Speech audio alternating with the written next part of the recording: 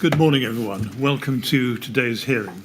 Today we're going to continue hearing evidence from Mr. Scott Hayward. So would you ask Mr. Hayward to come in, please?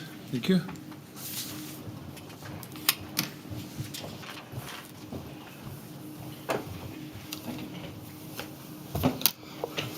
Good morning, Mr. Hayward. Good morning, sir. All ready for another day's questioning? I am indeed here. All right, thank you very much. Yes, Mr. Millett. Mr. Chairman, good morning. Good morning, members of the panel. Mr. Hayward, good morning to you. Good morning, sir. I'd like now to turn to the topic of the 2012 training and the fire safety input into it, or otherwise. Can we look, please, at your first witness statement at page 26, and look again on that page at paragraph 76. You say there, in 2012 to 13, trainers and a fire safety officer provided FSG training during the 4-hour training slot within the short shift to 89%, 81 of all available staff, and then you have an exhibit. This was not the duration intended by the board, and we saw that yesterday. And I think you confirmed in your statement that that is the same or substantially the same to the FSG training presentation that we looked at. Yes. Now, it's right, I think, that that was never amended or refreshed. Why is that? I do not know. The actual presentation itself? Yes. I don't think it was updated at that point, but updated later on. Now, if we go to your third witness statement at page 5, please, we can see a little bit more detail. At paragraph 16.2 on that page, at the top of the screen, you have the second of the 4 presentations. You've identified 3 in this paragraph here, but this one is building structures, types and concepts, and you'll remember we saw that yesterday. Yes. And it says this, building types and concepts, and then in the second line, a fire safety officer, FSO, would deliver the presentation to new entrants. It was intended that an FSO would also deliver the presentation to control room officers, CROs, during annual refresher training. However, there were resourcing difficulties in 2012 to 13, which meant that FSOs were unable to deliver the training, and the presentation was therefore delivered to existing CROs by the Control OST team. To the best of my recollection, building types and concepts and fire evacuation training, introduction to fire evacuation and human behaviour, were delivered in the same training session. So can we take it from that the training material at that stage was the same as used in the initial training in 2010? I believe it was the same or very similar to. And the FSOs, in fact, did not deliver the FSG training in 2012 to 13, as a matter of fact. I believe they done some of the presentations, but due to their workload, they couldn't provide all of them at the time that we allocated. Right. You say here that the FSOs were unable to deliver the training and the presentation was delivered by the OST. That's in relation to that presentation. In general, sir, that's the case. But I do believe they did attend some that they could. But as I say, due to workload, they couldn't deliver them all, and hence why I put that in there. Right. You see, the impression I get from what I've just read to you is that the FSOs were not at all involved in delivering any of the training of that presentation in that year, 2012 and 13. Is that wrong? Yes, I believe it is. So we should qualify that to say FSOs were able to deliver only some or some. How would you amend that paragraph? I would say that they did attend some of the courses, but were unable to deliver on every occasion due to workload. So it was uneven? It was uneven, yes. Right. And what were the resourcing difficulties in 2012 to 13?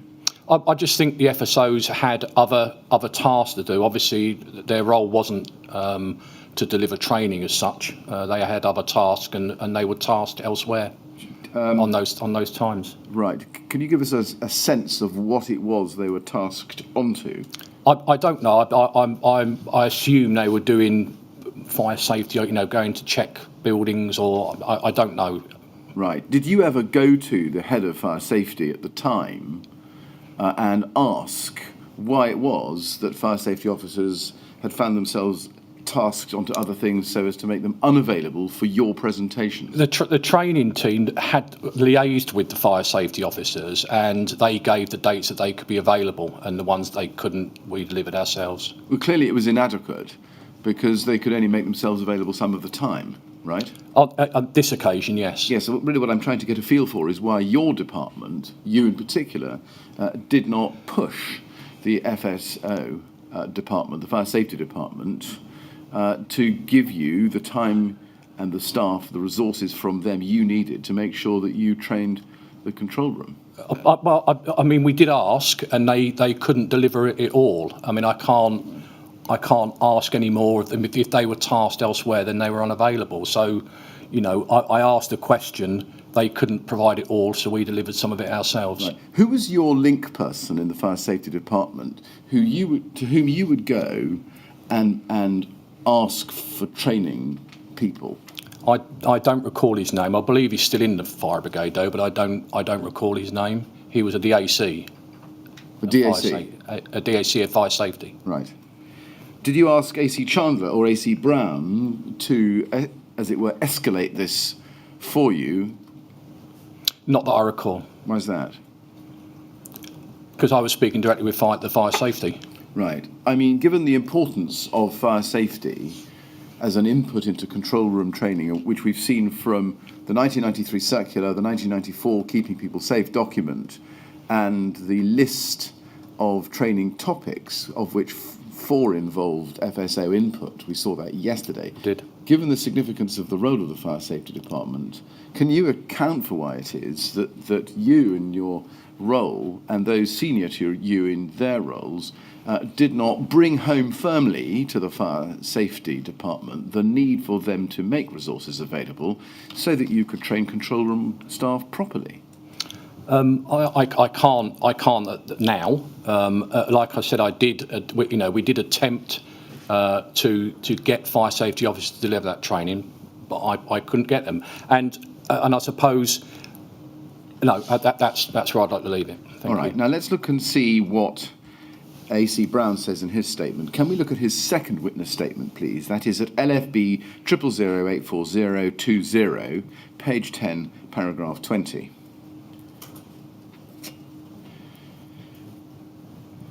He says this: from what I remember, AC Turek and I were satisfied that the involvement of the FSOs in the design and content of the new FSG training package was sufficient, and we jointly agreed that they should not be required to deliver the FSG refresher training to Brigade CROs. The factors that influenced that decision were, firstly, FSOs were already involved in the delivery of all initial or induction training of Brigade CROs. Secondly, based on feedback from their line managers, I was satisfied with the level of competency of the control training team to deliver all the aspects of the new FSG training package.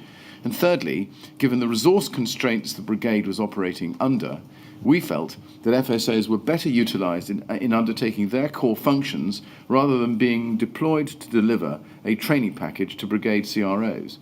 I felt that this was a sensible way forward in the light of the performance targets and budgetary constraints facing the Brigade. I accept that this decision was contrary to national guidance, but based on sound reasoning and professional judgment, it was a decision for individual fire and rescue services to exercise discretion over the extent to which they applied national guidance. Now, there are a number of things in there I want to ask you about. First, were you aware at the time of the threefold basis of the decision by Mr. AC Turek and AC Brown that's set out there? I don't recall it at that time, but I knew the FSOs were tasked elsewhere, which is right. what I stated. Did AC Brown discuss anything of what he said in that paragraph with you at the time, by which I mean 2012 or 13? I don't recall at that time, but quite possibly. Right. Do you know whether there was any risk assessment done about whether it was safe to drop FSO involvement from FSG refresher training, or substantially to do so? Not that I'm aware of. Did you know anything of this decision at all? Did you know that it had even been taken? Not that I recall, no. And can we take it that you can't help me with the question whether it was approved by the Lacknell House Board? I can't, no. These are, would I be right in thinking, a matter for Mr. Brown to answer? I would say so, yes. Let's look at some emails. Can we go to LFB 0005826, please? Yes. Now let's go to page 1. At the foot of page 1, you've got an email there of the 22nd of February 2012 from Chris Sharp to Joanne Stibbards. And you can also see that you're copied in on that, as is Lindsay Turner. You see that? I do. And if you turn the page, at the end of the first paragraph, she says, in the last sentence, we have also lost the fire safety input as their department is being subsumed from the end of March. What did she mean that the fire safety department was being subsumed? There was obviously a realigning of the brigade department at that time, and it was subsumed into another department. Is that the reason why there was no fire safety presentation of the training from 2012, at least so far as you were aware? I don't think that was the reason. I think that they just come under a different lead as opposed to being subsumed into other work. I don't think that was the reason. I think it was because they had fire safety work to do, and obviously they were limited in numbers. I don't know. Now we have SOM Smith's response to this. If you go up, please, to page 1, you can see on the 25th of February 2012, Joanne Stibbards, that's Jo Smith as we know, emails you and Lindsay Turner. Hi, Scott and Lindsay, and this is in the same email chain. Before we have even started our annual refresher training, we are already being told we have lost fire safety input into a course which 1093 specifies should be in the course. Part of the issues arising from LACNAL is that we had no fire safety input and therefore did not provide staff with correct and relevant advice. My key issue to Chris was that we have no need to publish the CBT immediately, as we can roll this, I think she means roll with two L's, yep. Roll this out as part of the training this year. However, it needs to go with fire safety input, not CBT, and role play. Are we all in agreement that our full one-day refresher on FSG is not CBT and is interactive? If so, can this be explained to Chris? Did you agree with her about the importance of the fire safety input into the delivery of the FSG training? I would have said yes. I mean, I don't recall, but I would certainly agree, yes. And her position, it seems, and we can ask her about this, is that the biennial refresher training for FSG would be fully one day with role play and, critically, fire safety input. Yes. Yes. Now, you then reply to this email the following day, and we can look at that at the top of this email run. You to Joanne Stibbards and Lindsay Turner, 26th February 2012. It is essential that there is a distinction between the one-day full course and the interim refresher as agreed on day 1. I do not believe that we have lost fire safety. We just need to follow through on what changes they're making in their department and ensure that our training is included in the transition. Lindsay, can you communicate this to Chris, please, and ensure that the one-day course is interactive with FS input and role play? Now, it looks as if from that you agreed with the positions SOM Smith was taking, at least prospectively, looking forward. Yes. Yes. Why did you think it was essential that there was a distinction between the one-day full course and the interim refresher training? Because that's what we agreed at the board, and that's what we agreed going forward. I see. And why did you not believe that you had lost fire safety input? I didn't know we'd lost fire safety input at that point, or not so much the fire safety input, but the content of the fire safety. Well, Joanne Stibbards Smith had said in terms in her email we've just looked at that they had been told, you had been told that, quotes, we have lost fire safety input into a course which 1093 specifies should be in the course. Did you not agree with that? Yes, so we lost the fire safety delivery side, so the actual a fire safety officer coming to deliver the presentation, but the presentation and associated notes were still available. Well, but that isn't fire safety input in delivery, is it? No.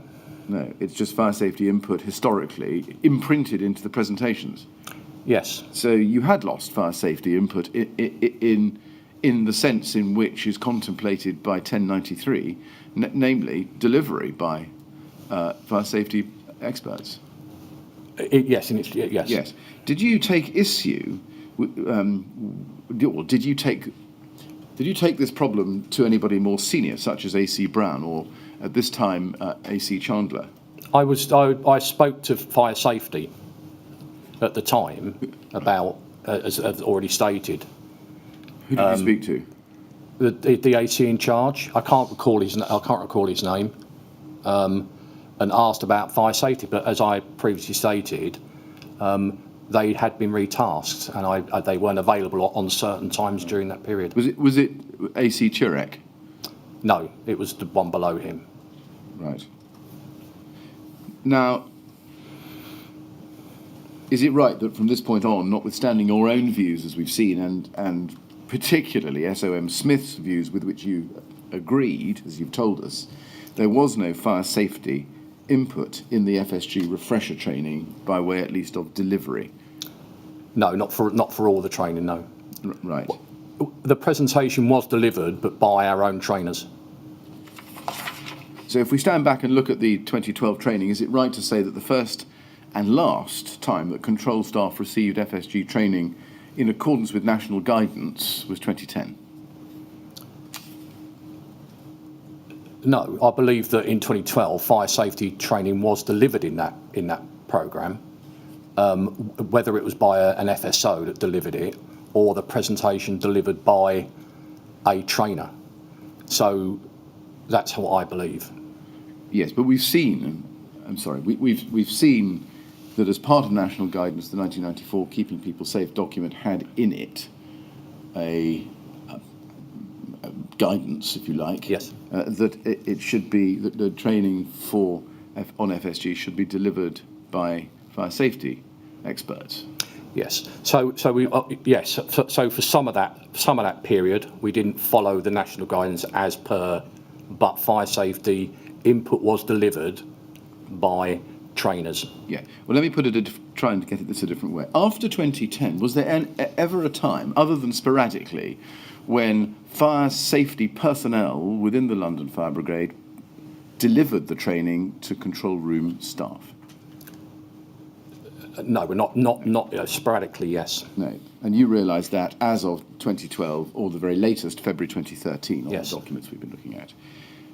And why at that point did you not do anything, either to ensure, bang the table, for want of a better expression, that the full FSG refresher training, as per the national guidance, was delivered to the CROs? If we go back to what AC Brown has obviously made that decision, and therefore that was the decision that was made.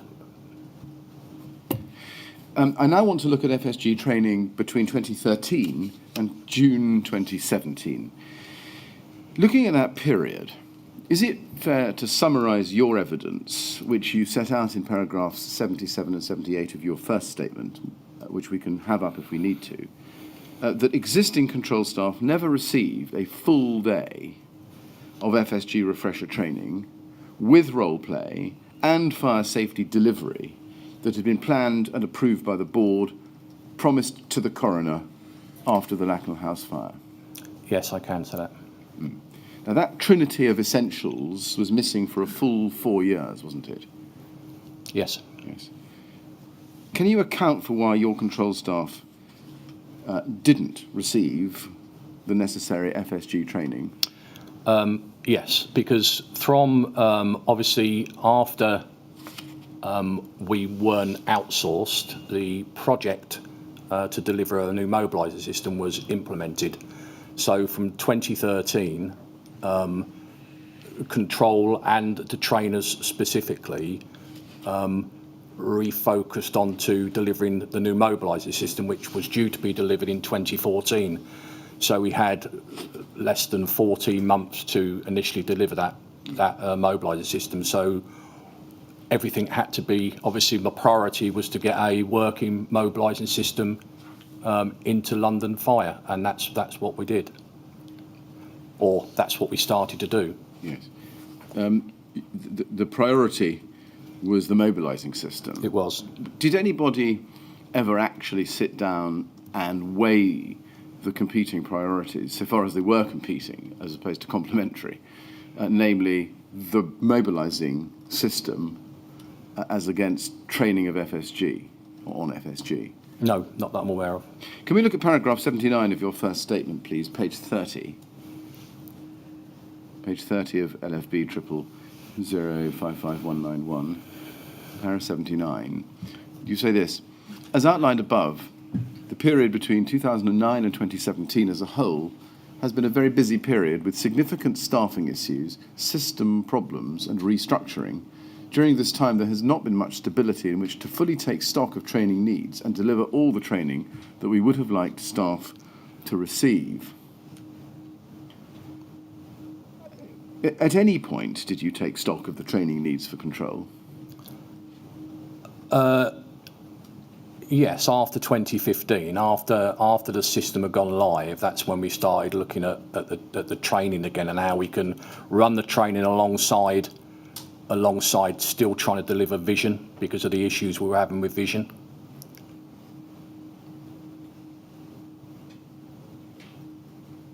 The period you identify there, 2009 and 2017, encompasses the 4 years between the date of the Lacknell House fire, July 2009, and the date of the Lacknell House inquest, January to March 2013.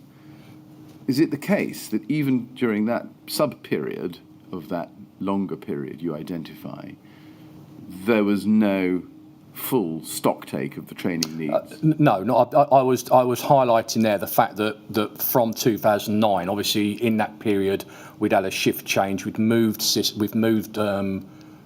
control rooms. We'd had the Olympics. We were going to be outsourced. I was just encompassing that whole period was a period of change for control as a whole. I wasn't being specific about not taking stock of training during that time. You see, what I'm really trying to get at is that although for all of those reasons you've identified this was a period of change for control, there were countervailing considerations which, do you accept, should have forced you to focus very closely on the control room's training needs and the delivery of that training, namely the Lacknell House fire, the actions identified by the LFB in response to it, and then after March 2013, the observations of the coroner. Yeah. So whilst we didn't deliver that training as stated to the coroner, FSG training did take place. With CU training, so we were addressing the issue of communications between CUs and the control room during that period, certainly up until the end of 2014, before we moved into again training for vision. And there was some other training went on, so RIF training for staff, but you're right, the actual training that we said we would deliver wasn't delivered during that period. Would you agree that the control staff never received any training on what had actually happened at Lacknell House? In what? I mean, they were trained. What we identified from Lacknell House, our training documentation reflected that in the new training. You say it reflected it.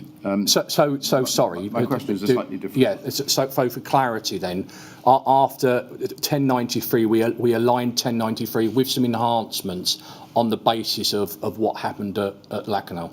Well, you say on the basis of what happened at Lacknell, skipping to November 2012, where you have the control report, which is the LFB's considered opinion after 3 years and a half years of investigation of what had happened in the control room, ready for the coroner. At that stage, did anybody in the brigade take that report and fashion a training programme around its conclusions? No. Why is that? Well, I'm not saying no, but operationally they did, and I think from a control perspective, we did. If you're asking about Lacknell and the operational effects of the incident, then no, because control weren't involved in the operational elements of that, and we were training from a control perspective. There are conclusions we can go to them if you like. There were conclusions in the Lacknell control report, because it's a control report, yes, about the defects, the deficiencies in the call handling by control room officers, some of whom were present at both incidents, Lacknell and Grenfell, as it turned out. And my question is, why did nobody look at those paragraphs of that report, for example, 293, 296, 310, from my own recollection, and fashion a specific training programme which identified the errors and trained them out? Out at the training staff that created a package to which aligned to the to where our deficiencies were, and I believe that we were delivering that training. Yes, but the packages, as we've seen, were developed from 2010, quite early in 2010, March, many years, in fact, before the November 2012 control report was finalised and the lessons had fully been learnt and crystallised into a formal way for presentation publicly. My question is that at that stage, late 2012, why did nobody take a completely fresh look at the CRO training, look at the errors identified by the Brigade itself, and fashion a new package around those? Never mind the past. I don't recall now, but I believe at the time we did do an update presentation on Lacknell and the delivery of training, but I don't believe it changed a significant amount from recollection. I mean, do you accept that it was important to embed in the minds of each and every member of that control room that Lacknell House was an event which should never happen again? Yes, I believe it's important that we should train staff, and as we've seen over the past 2 days, I think I've highlighted that in my communications. And I think that the presentation at that time did highlight the shortfalls that we had, and I think one of those shortfalls was about the bonding, for example, and we've moved away from that and trained to move away from that.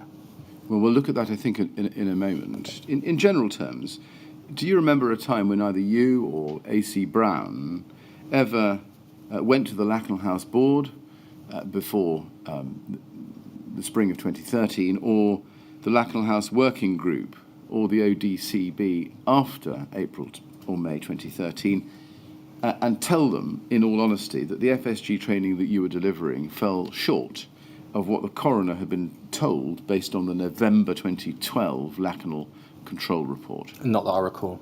Why is that? So far as you're concerned, why is that? Because I believe that the training we were delivering was based on the gap analysis and the fact that of what happened at Lacknell, and like I say, a good example it would be the bonding, and we'd moved away from that, and that was one of the criticisms at the time. Yes, but the gap analysis wasn't the totality, was it? Filling the gap didn't solve Lacknell. No, but there were enhancements to that training package. There was the 1093 plus the additions that we identified.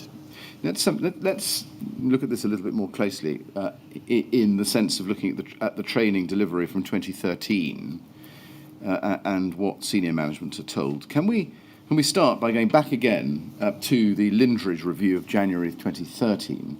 That's LFB 000858554. Now, this version I'm showing you here is one in respect of which AC Brown put his comments in response to DC Dexter's comments. And we can see that at page 14. If we go to page 14, please, and look at action 12. This is action reference 12 under the part of this report which is review process findings, and action on entry log is FSG refresher training, expected outcome, recurring program. We've seen that before. And then if you look at review process findings, and again I think we've seen this before as well, it says all control personnel complete FSG training on an annual basis, and there's a comment next to it, or rather a question in black in the bubble, which is from DC Dexter, who says, please tell me how many did complete it each year since 2010 expressed as X out of Y for each year, please. And in red type, you can see comments by way of response. Those come from A.C. Brown. Take that from me. And he says, 2010, 108 out of 116 staff have been refreshed. 2011, 106 of 116 staff have been refreshed. 2012, 94 of 104 staff have been refreshed. And then the question below that from DC Dexter, are there any who have not done it in any year? And then we have AC Brown's reply, no, all staff have completed at least one refresher session. First, did you provide AC Brown with those statistics that he gave DC Dexter? I don't believe I did. Do you know where he got them from? He may have contacted OST directly. Do you know how those statistics were generated? From the spreadsheets, I would surmise. And the spreadsheets were the manual input spreadsheets we discussed on Yes. the first day of your evidence? Yes. Now then, if we scroll up to page 6 in this document, you can see what Group Manager Lindridge says in this draft. And of course, don't forget, this draft is the draft as it stood before the comments we've just seen, for Yes. obvious reasons. But he says under key findings on page 6, this is in the key findings section, this is about Action 12, FSG refresher training, as you can see. And he says, control training records have not recorded FSG training for 2 watches, watches 2 and 3, in 2011. Conversations with members of control staff and managers suggest that this is a recording error. Were you aware of that? No. But as I've stated before, the recording of training in the spreadsheets is not a perfect method as we know. No. Now, if we then go look back at the figures, please, at page 14, can you help explain how information was provided to AC Brown that 106 of 116 staff had been refreshed in 2011 if there were no records for 2 watches? No, I can't. No. And on the basis that there were 16 control staff per watch. That's inexplicable. And unless it's been updated since then, I don't know. Well, it's possible that it would have been updated or might have been updated. What are you saying, between the 4th of January 2013 and the 16th of January 2013, when AC Brown replied to DC Dexter's questions? I don't know. No, you It's don't. just a Right. Well, let's see if you can help us with something you might know. Can we go back to your first statement, please, at page 25 and look at paragraph 74? And you can see there, it's 26, in fact. It starts at 74 because we've got the statistics within that paragraph. If we turn to page 26, you can see the table there. And we looked at this yesterday, table of FSG training during 2011 to 17, and you have the year, the staff, the total trained, and the percentage. If we have that on the screen, please, but at the same time bring up the figures AC Brown provided to DC Dexter at LFB 0008585 page 14, I'd like to compare them with you.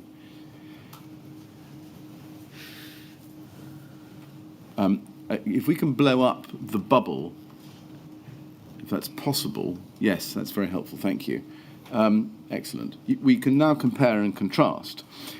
We can see that in your table for 2012, you say that 58 out of 86 had refresher training, 61%, whereas DC Dexter was told that for that year it was 94 out of 104. Are you able to explain that discrepancy? I'm not. I'm sorry. And similarly, I would is the same answer for 2011. Your figures have 114 out of 121, a 94% figure, which we looked at yesterday. But AC Brown has 106 out of 116 for 2011. Can you explain that discrepancy? I can't. Again, not. Now, let's look at a different document, LFB 000060701. You take both documents off the screen and go to this document, LFB 000060701. It's a document we saw yesterday.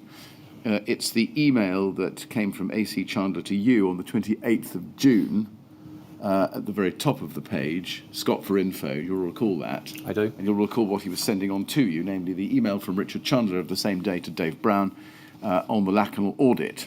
So this is some 3 months after the Lindridge review, or at least the first Lindridge review. Yep. You know, there was a later one later in the year. But if you look at halfway down the page of AC Chandler's email to AC Brown, in respect of Action 8, you can see it says FSG training to include input from fire safety officers. And then it says completed 15th September 2010. Yes, this is now an embedded part of the FSG syllabus. Recommended action, none. And then if you go to the very foot of the page, you'll need to scroll down. You can see item 12, which is action 12, FSG refresher training completed 8th November 2010. Yes, this program is now in place. And then if you go please to the top of page 2, recommended action, none. Do you see that? I do. When you received the email from AC Chandler passing on his email to Dave Brown, did you read it to see what that information was? I did. I probably read it, yes. Yes, and we established that yesterday. Do you know where AC Chandler got his information in respect of those two actions from, Action 8 and Action 12? I do not. Had you assisted him with that review or coming to those conclusions? I don't believe I did because he sent it to me for info. Yes. And do you know why he forwarded that to AC Brown? Why he forwarded that to you for info, rather? Because I was in control, so he would have sent it on to me. Sorry, I garbled the question. Do you know why he forwarded his email to AC Brown to you? Because I was the control principal operation manager, and he just sent it to me for info. Did you notice his findings in respect of actions 8 and 12? I would have read them through. But what he said there in respect of those two actions was incorrect, wasn't it? Yes.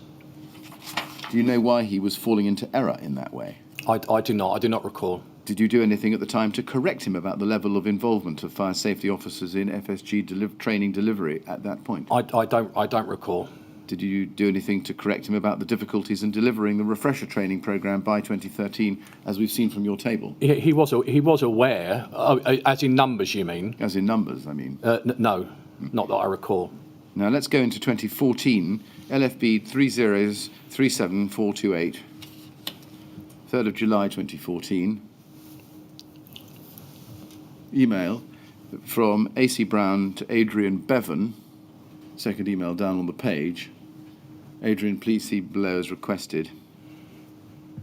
And there are a number of requests that the Health and Safety Department of the LFB had made, it seems, on request from the HSE. Do you know anything about that?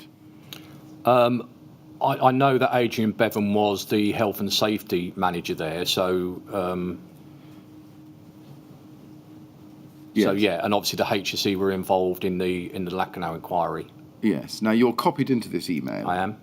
And if we look at point C on page 2, a third of the way down page 2, it says training delivery, detail of attendance of staff at training, i.e. collective training records, when and how many staff, etc. And then you can see that there is an insert in red, which comes from AC Brown. 277 individual fire survival guidance training sessions have been carried out, run by senior control officers. in addition to the regular Control Watch training sessions. These training sessions took place between February 2011 and June 2014. All available control officers have received additional training in call handling techniques and handling of fire survival guidance calls. Now, can you help us with what an, quote, individual fire survival guidance training session was?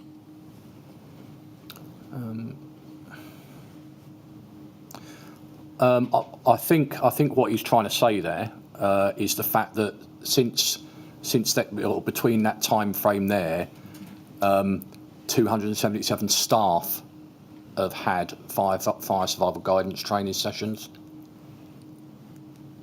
That's your reading of it now, is it? Yeah. Well, yes, that's how I see it. Right. When you saw it at the time, was that your reading of it then? Oh, I can't recall. So that was, on your reading of it now at least, the annual FSG refresher training? Yes. And might I suppose include the initial training well, no, that's 2011 to 2014, so it would not have included the initial training in 2010, sorry. I don't believe so. No. Did you provide AC Brown with the information yourself that 277 members of staff had been trained in fire survival guidance? I don't recall. Do you know who did or who might? Well, he may have asked. The SOM or the OST at the time to provide him with that information. Right. And it sounds from what you've been telling us this morning that AC Brown had direct contact to members of your department, not just your immediate reports, but their immediate reports. Yes, he did. Right. And would he frequently, or habitually, let's say, talk to them about matters of granular detail without including you? If he couldn't get hold of me or one of the SOMs, he would go direct if he needed that information. Yes. Right. But would he not loop you in? Not if he was doing it by phone, not necessarily. Right. Did you not ask him politely to make sure that you were kept abreast of every single request and response that he was making of those of your immediate reports or sub-reports? No, I don't believe I did. I mean, I could have been away, in which case he wouldn't have contacted me at all because I was absent. So no. I think, and because at this time, we could be out and about and wouldn't be able to provide information if he wanted it there and then. So I would expect him to go further down the chain if he needed to. Yes, but why did you expect him not to include you if he was communicating by email? If he was communicating by email, I would expect to be CC'd in. But I mean, this could have been a telephone call, in which case he wouldn't. Right. So does that mean that habitually you didn't know what communications were being had between AC Brown and members of the OST? No, I don't. I certainly don't think it was habitually. I think it was if he couldn't get hold of me or one of the SOMs. So I think on occasion. That there were occasions, many or few, you can't tell us, in which you were kept out of the information loop, as between AC Brown and members of the OST. If it was a telephone conversation, potentially that could be the case. Now, he says, as we can see in the second bullet, all available control officers have received their additional training in call handling techniques and handling of fire survival guidance calls. What was that? What was that additional training? Well, that's the post-Lacanal training. So the training that includes, moving away from bonding and adding flame, heat, and smoke to the when we're assessing and changing the assess process to reassess. I think that was the first of the presentations we saw. Yes. Yesterday. Why was that additional training? Because on the original FSG training before that wasn't in there. It was added to. So as I said, part of the gap analysis was to bring the training up to date, and then the additional stuff that we identified at Lacanal. I see. Look, taking those two bullet points together, do you agree that this email gives the impression that FSG training was being delivered effectively in 2014? That's what it appears in the email, yes. Yes. I mean, there's no caveat in here about role play or squeezing a day into 4 hours No. or about the loss of fire safety input. There's nothing in there about that. is No. there? No. Now, if we go back, please, to the table at paragraph 74 of your statement on page 76.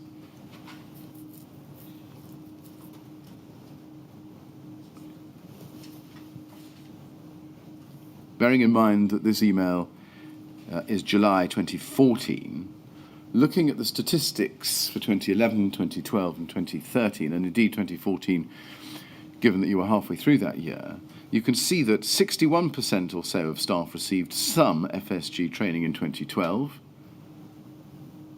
28% in 2013, and 29% in 2014. See that? Yes, I do. Did you make AC Brown aware by or in July 2014 that FSG training was being delivered to these proportions of staff? Not explicitly, not that I recall, no. But I did highlight the fact that TSG, the OST their workloads were significantly increasing, and we couldn't deliver all training. Well, that's quite a broad statement. Did you tell AC Brown that in 2012 only 61% of staff had received FSG training, and in 2013 the figure had collapsed to 28%? No. Just over a quarter. Not that I recall, no. Why is that? I don't recall. Was it not essential for you to tell your line manager in relation to control that only just over a quarter of your staff in 2013 had received any FSG training at all? And that was a refresher year. As I explained, 2013, obviously the priorities changed, and I couldn't deliver all of it, and I had to prioritise, and the priority was delivering the mobilising system. Can you account for why AC Brown made those unqualified statements to Adrian Bevan that we've seen in light of these statistics? I cannot. Can you tell us whether anybody ever did an exercise to know whether there were individual CROs forming part of the untrained segment of these percentages who remained untrained in, let's go from 2012, 2013 and 2014? Sorry, could you repeat the question? Well, yes, let's look at it differently. In each year, you've got 61%, 28%, 29%. Did anybody ever do an exercise on a per crow basis to see whether in the untrained segment, in other words, the percentage who remained untrained, they were common from year to year to year? Firstly, I don't think any staff were untrained. They'd all received fire survival guidance training, not at some stage, and none of them, no members of staff had not received any fire survival guidance training at all. No, I don't mean refresher training. And also, I put this table together when preparing this statement and took it from those spreadsheets, and as I've highlighted, that I think those spreadsheets are subject to error. So whilst these are the figures that I could find, the answer to the question is no, I didn't raise the fact that they were untrained, because in my view there were no untrained staff. They were all trained. The fact that they didn't all do the refresher training as specified, I agree with. Right. No, I think the point really, Mr. Hayward, is looking at those figures, even from 2012, but certainly 2013, 2014, did it ever occur to you that one or more of your staff had slipped through the net entirely and hadn't picked up this additional training in any of those years? I would say no, sir. I don't think that is the case. No, I don't think that staff slipped through the net. I think we did train all the staff. I don't think people did slip through the net. And why do you think people had not slipped through the net? Because it was done by watch, and we ensured that those watches, the supervisors, the ops managers, ensured that their staff done that training. Right. And I reiterate, because I think it's important, the fact that the recording that you're using was not good, and I do think there was more trained than what's stated here. Yeah. This is just what I found when I put this statement together. All right, thank you very much. That's helpful. Did anybody at the time ever do the exercise that you did when putting this statement together, by way of an examination of the statistics, to see what the percentages were? I don't know. I didn't do it. I wasn't aware if anybody did. Did it occur to you to ask someone to do that task at any stage? No. Coming back to the chairman's question, the slipping through the net, as a matter of mathematics, though, it can't be right, can it? Just looking at the figures for 2012, 13 and 14, although, of course, the totals of 28 and 29 are greater than the balance, just about, of the 61%, namely the 49%. As in 2013 and 2014, those low percentages must mean, as a matter of mathematics, that there was a group of CROs who had been trained neither in 2013 nor in 2014. And when I say trained, I mean refresher trained on FSG. As a matter of mathematics, that must be correct.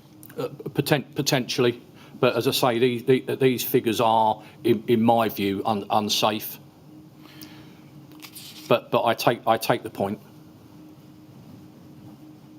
Yes. Well, you say they're unsafe. I mean, you put them forward to the inquiry on the basis that they were at least reasonably reliable. I put them forward, but I've also highlighted in my statement that the method of recording that we use in control is subject to error. Yes. But you haven't quantified the error. No, I can't. I can't. I can only say that because we added training staff as we went along, certainly for vision, it was just the different ways that they were put into the system. Right. Can we leave it this way then, given the presence of potential error, that these figures, although not precisely mathematically accurate, were broadly accurate? Are they broadly reliable? From the information I took, yes. Right. And can I ask you whether you've seen any information since putting these figures together that would lead you to believe that they were unreliable? Broadly unreliable? No. No. Now let's look at LFB 000300108.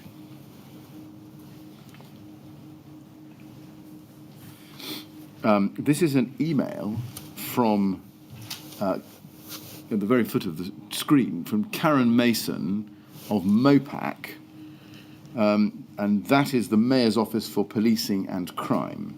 And it's dated the 17th of November 2014 to Vic Bagnall, copied to you. Brigade Control Audit is the topic.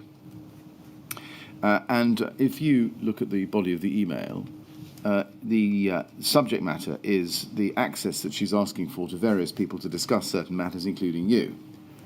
And if you go to page, it includes the training team as well. If you go, please, to page 3,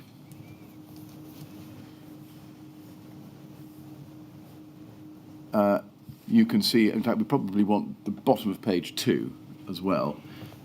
We can see this is an earlier email in the string, and this is the 14th of November 2014, Mason to you, copied to Vic Bagnall this time. And she says, "Hi Scott, I've gone through my work programme and think that one full day at Merton should enable me to complete the field work. If you can arrange for me to have access to the following people: yourself, to discuss RIF and go through matching overtime to shortages and KPIs, OST, and then training team at the very foot of your screen, and then over the page to page 3, she says, bullet point, discuss how they ensure all staff receive FSG training at least annually, and that all staff attend training courses that are in response to an operational change." You see that? Yeah, I do. That's what she wanted to do. If we then go to the top of this email chain, skipping over the email I've just shown you, you agree, I think, with her on a meeting on the 24th, Monday the 24th of November to carry out her work. Now, is it right, first of all, that this audit of control by MOPAC was a one-off? At least at the time. It was the first time it had happened. I believe so. Yes. At that time, was there any plan for MOPAC to come back and do a regular audit? Not that I'm aware of. Not that I can recall. Did you have a meeting with her on the 24th of November? I've had a couple of meetings with Karen, yes. Right. You say you'd had a couple around this time for that purpose? Possibly, yeah. Obviously, the emails state that, so yeah, I'll say yeah. Right. What information was provided to her in respect of FSG training during the meetings you had with her? I don't recall. Do you know what access she was given to training records or other documents, spreadsheets, for example? She was given access, as far as I'm aware. Did you have discussions yourself with her about FSG training? I don't recall, but if she asked me, I would have answered. Did Miss Mason have access to the same documents that you had access to when preparing your statistics at paragraph 74 of your first witness statement? I can only assume so. Right. If we look at the report that was sent to the Corporate Management Board in February 2014, that is at LFB 30444640. This is an LF EPA report, Internal Audit Progress Report, Quarter 3, 2014 to 15. It's dated the 9th of March,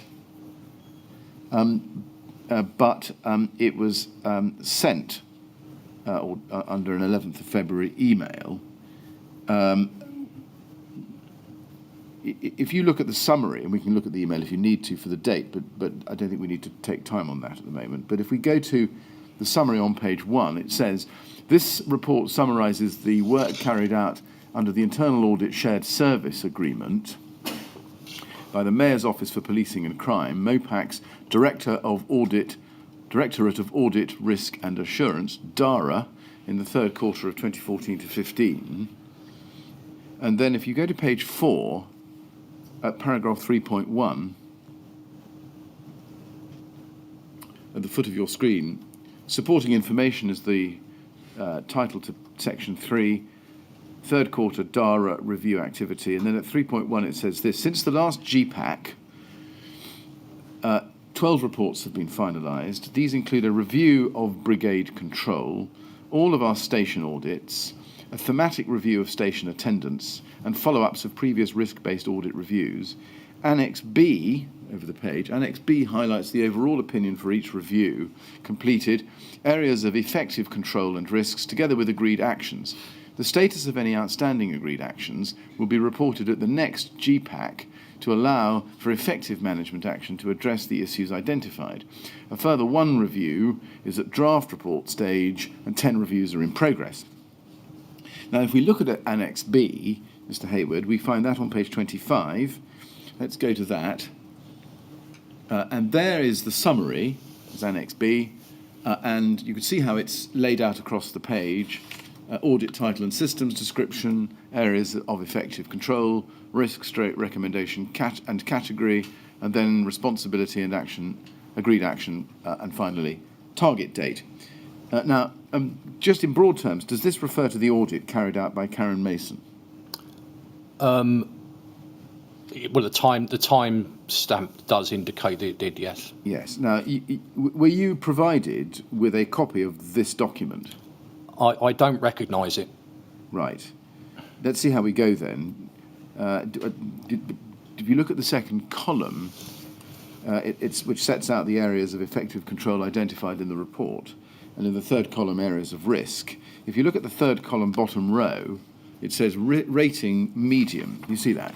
Yes.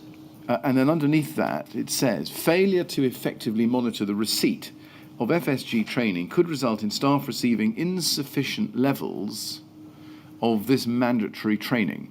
This could result in a reputational damage in the event of a serious incident involving persons trapped being dealt with by staff who had not received the required level of training.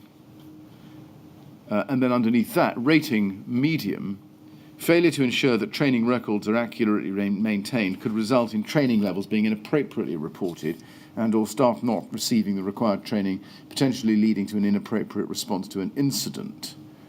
And that's what the finding was in early 15. You may not have seen this at the time, but casting your mind back, had you done, would you have agreed with those identified risks?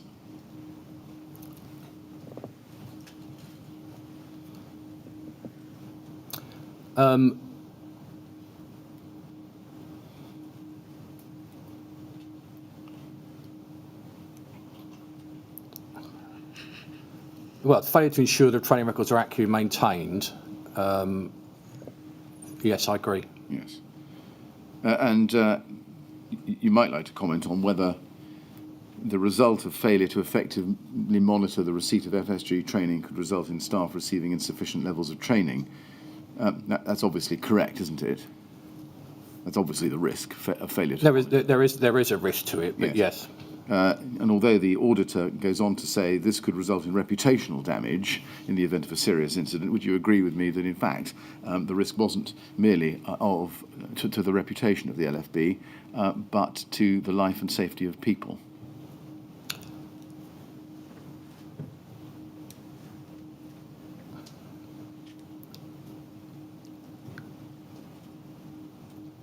I'm sorry, could you repeat the question? Well, yes, this says that a failure to monitor the receipt of FSG training could result in staff receiving insufficient levels of this mandatory training. So you should go back to the previous page where you can see it in print. And then it goes on, this could result in reputational damage in the event of a serious incident. That is what it appears the Mayor's office was concerned with. But in fact, would you agree that the result could be a lot worse than reputational damage to the Brigade? Death, for example. It could be a lot worse, yes. Death, for example. My view is the fact that that all staff were trained in FSG. They weren't necessarily trained mandatory during that period, but no staff were untrained in providing FSG at that time or at this time. So the question about consistently accurate monitoring training recording, I've already highlighted the fact that there are errors with it and we were trying to address those errors. The fact is the systems didn't support us at that time. Yes. Did anyone seek to discuss this finding or these two findings I've just read to you with you at the time? To be honest, I don't recall. I remember doing the actual day with Karen Mason. I don't recall seeing this document after, but that's not to say I didn't. I just don't recall at the time. Do you recall seeing any report done by her? Because of course we already raised the issue about the fact we're doing it by spreadsheet and we're manually moving that onto STEP every month to information management, and they were working to try and get us a better system. So that was already in place, and I think she was just highlighting the fact that that's still the case at this time. Yes, but STEP, of course, was only the partial solution to this. It was a partial solution, yes. So yes, it was a partial solution, and it's improved since then, I believe. Yes, and was that the reason why FSG training was not being effectively monitored, or at least one of them? I think it was. Yes, definitely. I think it was. Now, the agreed action, if you look at the right-hand side of the document, at the foot of page 25, was as follows. Responsibility Senior Operations Manager. An independent record of the provision of fire survival guidance training for all control staff will be maintained and monitored to ensure that all staff are in receipt of this training at least annually. At least annually. A monthly report will be produced by OST, providing the annual FSG training update, and we will be directing OMs to notify the training team if individuals are nearing their annual refresher so we can get them on a refresher course. Did anybody bring that agreed action to your attention at this time? Again, I don't recall. You don't remember? I don't remember seeing this. Along, I don't remember seeing this document. No, but do you recall? Never mind the document. Do you recall anybody coming along and telling you that these agreed actions, namely an independent record of provision to be maintained for at least annual training and the monthly report to be produced by the OST, did nobody ever tell you that that had been agreed with MOPAC? I honestly don't recall. We have no record that you were, and you can't recall it. I honestly don't recall. Like I say, I remember the conversation with MOPAC, and I remember that she spent a day at the control room. I don't recall seeing this document, and I don't recall seeing those actions. I don't believe. Is there any good reason you can think of why you shouldn't or wouldn't have seen this document, or at least have been told of what had been agreed? Because normally these documents would go to the line management. They don't always filter down to departments. Well, let's just test that a bit. Here we have the record of an agreed action, including a monthly report to be produced by OST. Now that's something I have to ask you, surely you would have known about, because OST sat in your immediate line of command. And like I say, it's quite possible, but I just don't recall that particular responsibility or action. Now, there's an updated version of this document in June 2015 at LFB 000599597. If we can go to that, which doesn't have much of an introduction on page 1, but it is an updated version.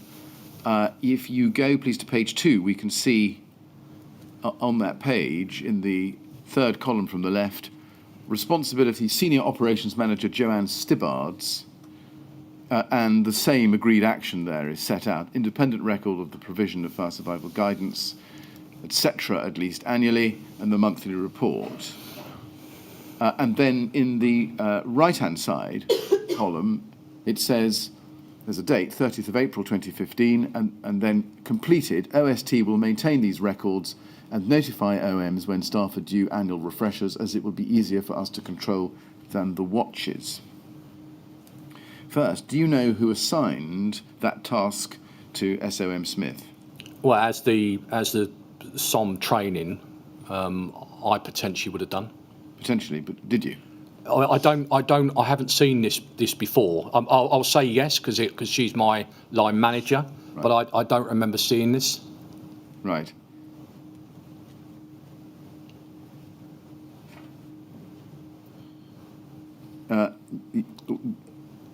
I'm told that this document was last modified, according to the file information records, in June 2015 by you, 2nd of June 2015, last modified by you, Hayward SC.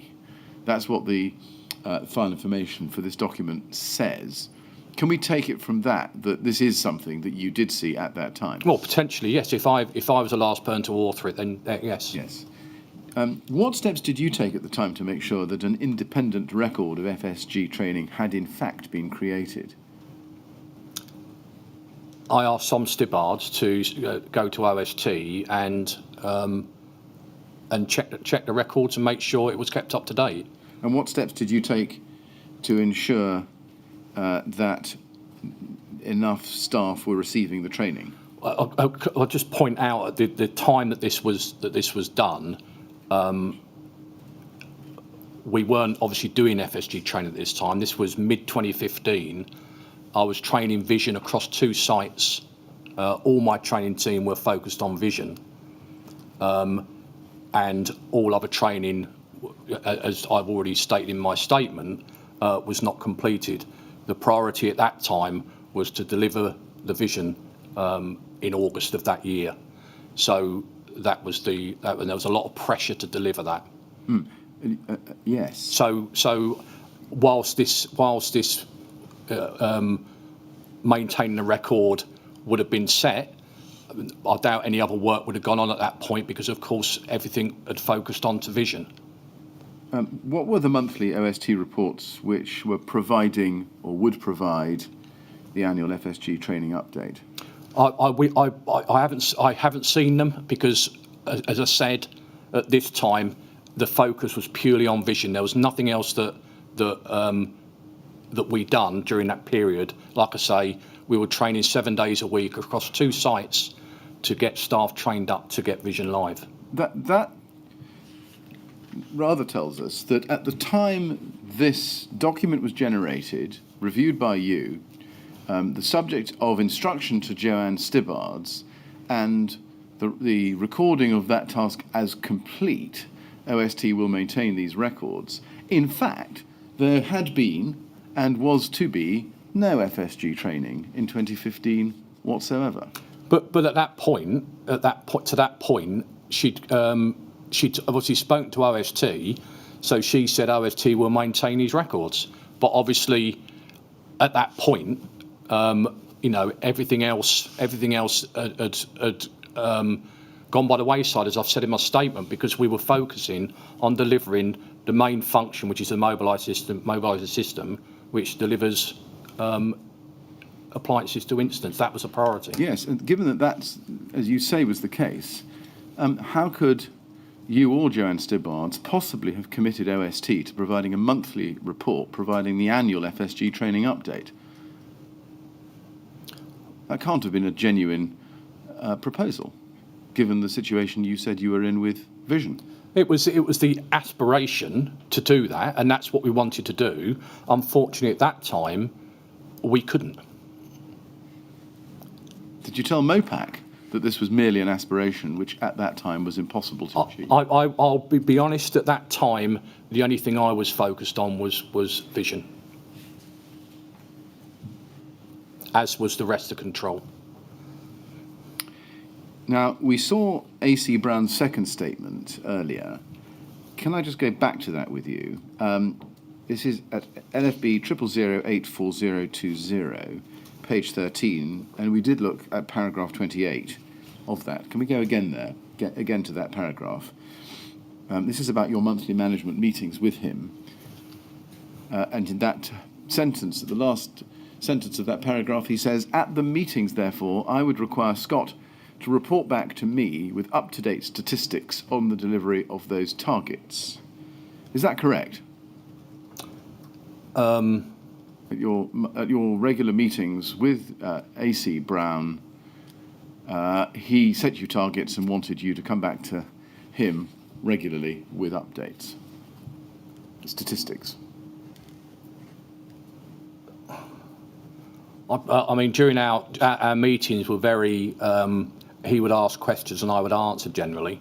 I'm not sure I would bring a pack of statistics along with me. Right. Did he ever tell you to bring some up-to-date statistics on the delivery of targets to him? Not that I recall. Right. After the Mopac audit in November 2014 through to February/March 2015, and the product of that which we've seen, did AC Brown ask you for any up-to-date statistics on the FSG training then being delivered? Not that I recall. Did you ever provide him with the independent record of FSG training? Not that I recall. Did you ever provide him with the aspired to monthly OST reports providing the FSG training update? Not that I recall. In fact, there's a prior question. Were the promised monthly OST reports providing the FSG training update ever generated? I didn't see them. Now, if we stick with this statement and go to paragraph 29, next paragraph, AC Brown says, "I was left with the impression that FSG training, refresher training, was, where practically possible, being delivered. I gained that impression from my discussions with Scott, but also my discussions with individual Brigade CROs when I visited them in their workplace." Now, do you agree with what he says, that he had the impression, or rather that you left him with the impression, that FSG refresher training was being delivered where practically possible?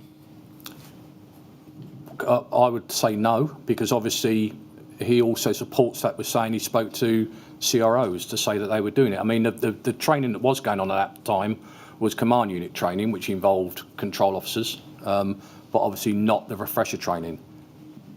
Were there any occasions that you can recall now when you told AC Brown that it was not practically possible to deliver FSG training?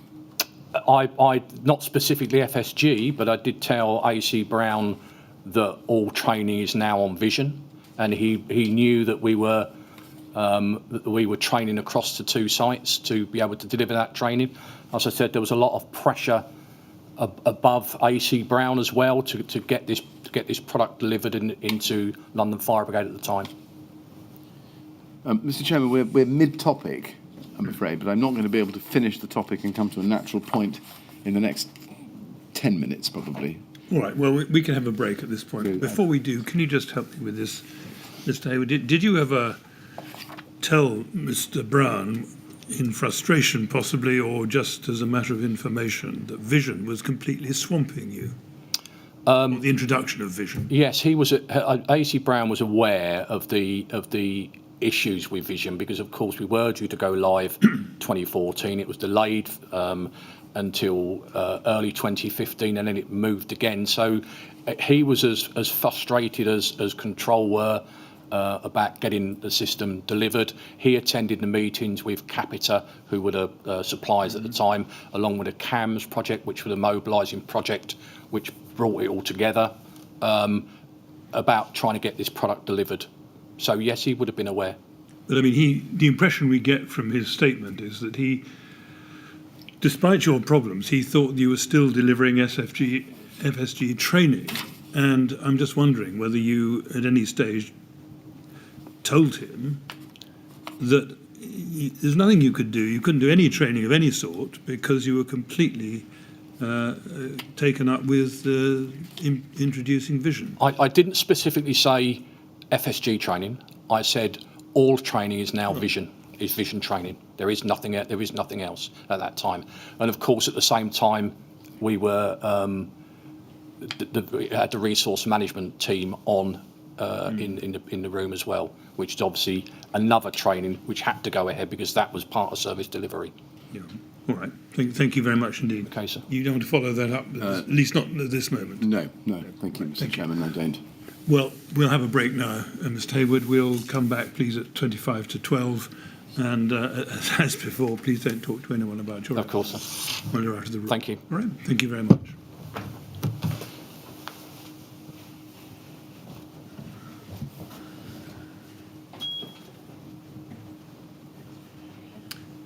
Thank you. 25 to 12. Thank you very much, Mr. Chairman. Yes.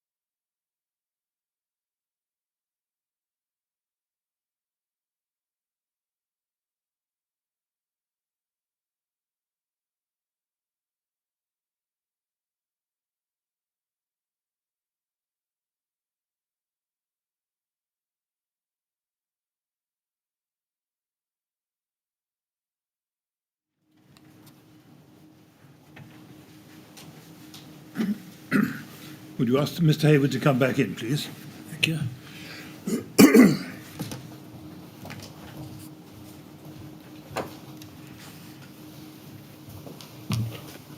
All right, Mr. Hayward. I am. Thank Ready you, to sir. keep going. Yes, Thank you very indeed. much. Yes, Mr. Miller. Yes, Mr. Chairman. Mr. Hayward, apropos of what we were looking at before the break, can I ask you please to look at LFB 000 51722? 51722. Now, this is an email to you from Nicola O'Shea, copied to Keith Diamond and Joanne Stibbards on Monday, the 27th of April, 2015. Now, to put it in its chronological context, this is between the March 2015 report we saw earlier and the audit, Appendix B, and the June version of that document we saw just before the break. And it says this: Hi, Scott. Please find attached the FSG workbook that I've created as per the MOPAC audit. The book contains a month-by-month planner for both control staff and CUs. This will allow you to see at a glance who was trained in what month. As that month nears the following year, you will know who needs to complete their refresher. The date the actual training took place will be entered against the person's name in the relevant month. All training for control staff can then be entered onto the training recording sheet, ready to be uploaded to STEP. CU training is not entered on our training recording sheet. We email the people responsible for STEP and ask them to add it to the individual officers. I've included a guidance sheet on the process for booking FSG workshops with the CU/control and completing the training record sheet. When the next lot of FSG workshops are due, these sheets can be copied and pasted into the same workbook and relabeled to reflect that it is course number 3 and so on. Against this item in the MOPAC audit, it states that OMs are to notify OST when control staff are nearing the end of their FSG training. I believe it would be easier for OST to keep check on this, and we could notify OMs as to when people are due their annual refresher. This would also mean the attached workbook stays with OST and no one else can access it. Can you let me know if you're happy with this? If not, I will arrange with Vic to have it uploaded to an area where control have access. Can I take it that this action is now complete on the MOPAC audit? Now, the first question is, do you remember this email? I do not.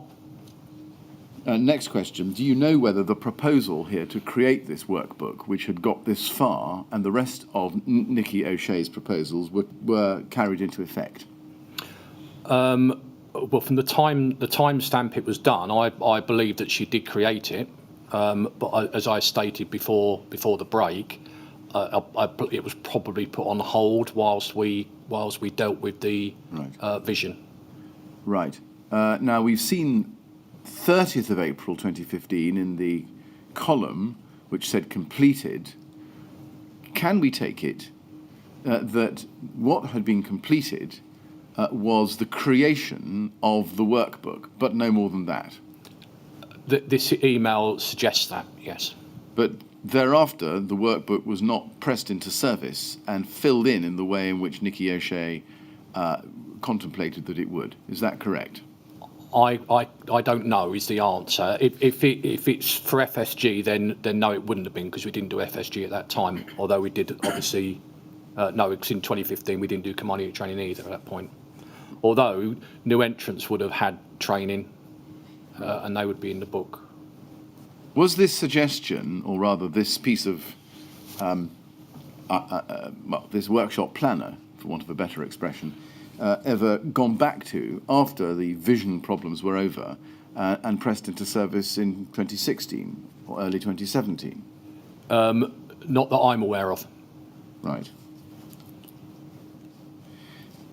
Now, can I then go, please, to LFB 000844020.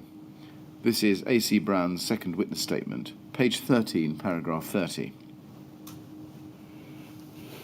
If you look at that, he says this: Scott made me aware when there were occasions when FSG refresher training was not being delivered in accordance with the agreed timescales. This occurred when there were competing priorities in brigade control.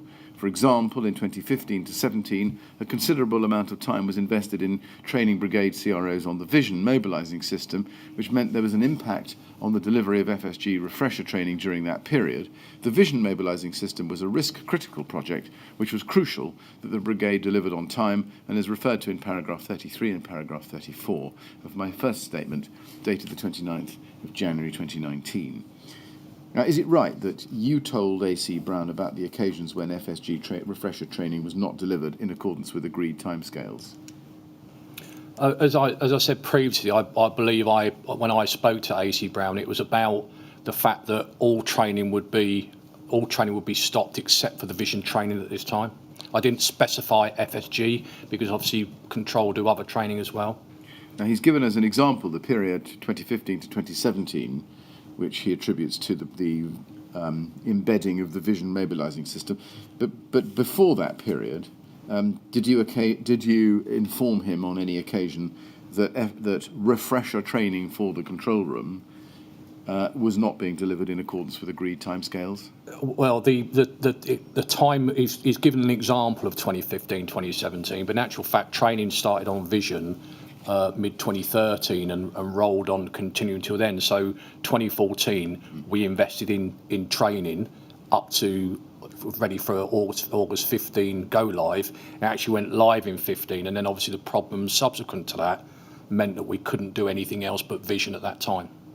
Now, we've seen from the table that you've set out at paragraph 74 of your first witness statement that there was 0% training given to existing staff in 2015.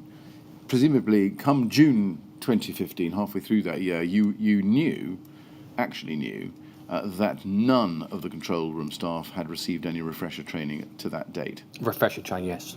Refresher training, yes. I'm talking about refresher training. Yes. Did you expect there to be some refresher training in the second half of that year? Of 2015? Yes. No. Because Vision went live, well, Vision was due to go live in August. Yes. So, but it didn't actually go live until November. So 2015, that there would have been no training. Until Vision was live and we saw how that system performed, we couldn't plan. The expectation, of course, was to train every year, but as I've stated, we couldn't. We had to focus on the Vision system. Right. Did there come a time during the course of 2015 when you thought it right to alert AC Brown to the fact that there was or there had been and would be no refresher training given to any control room staff during that calendar year? In AC Brown was aware of the. I mean, as I explained, he was aware that no training would take place, and I can't really say any more than that. Yes. You see, looking at what AC Brown says in paragraph 30, where he says there were occasions when FSG refresher training was not being delivered in accordance with the agreed timescales, and gives the example of the period when a considerable amount of time was being invested in training on vision. In fact, you're saying, are you, that there was one of those years, 2015, when there was no training whatever? No effort, no refresher training whatever. No refresher training, that's correct. If we go back to your first statement at paragraph 74, please, page 26, you can see that for 2016, only 46% of staff were trained, and in 2017, only 32%. And if you go to paragraph 78.4 of your statement, which you'll find on page 29, you say there, in 2017, up to the date of the Grenfell Tower fire, no refresher FSG training had taken place, although 7 new entrants would have received the full FSG training as part of the new entrants courses run that year. One of those entrants was on duty on the night of the fire. Now, you say no refresher training had taken place. That includes, I assume, is this right, the 6 months, January to June 2017? Yes. So the 32% that you've recorded in your table for 2017 happened after 14th June? It would follow, wouldn't it? For refresher training, yeah, but that's all FSG training, so that would include command unit training, if command unit training, but I don't recall whether command unit training took place in that year. So that's all FSG training, not necessarily just refresher. Oh, I follow. So when we go back to paragraph 74, on page 26, that's FSG training, whether new entrant or refresher. Yes, so if they've trained on FSG, it would be in there. Right. Does that mean that in 2015, even the new entrants received no FSG training? They would have received FSG training, yes. I see. So they're not included in that statistic, new entrants, but are included in the others? Yes. Right. Is there any other year for which one is not comparing like with like? No, I don't think so. I mean, I think I was just being explicit in 2015 because of the issues that we had. Right. So for 2016, you've got 46%, and 2017, that's the entire calendar year, only 32%. Can you account for why the figures in 2017 are at 32%?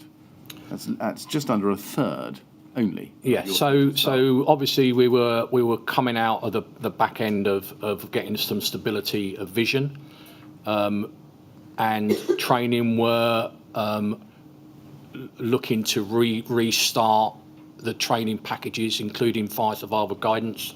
It just took a bit of time to get us back up and running again. Well, that doesn't really configure with the figures, does it? Because you had nothing in 2015, you're at 46% in 2016, but why does it fall quite substantially between 2016 and 2017? I don't recall. What was going wrong?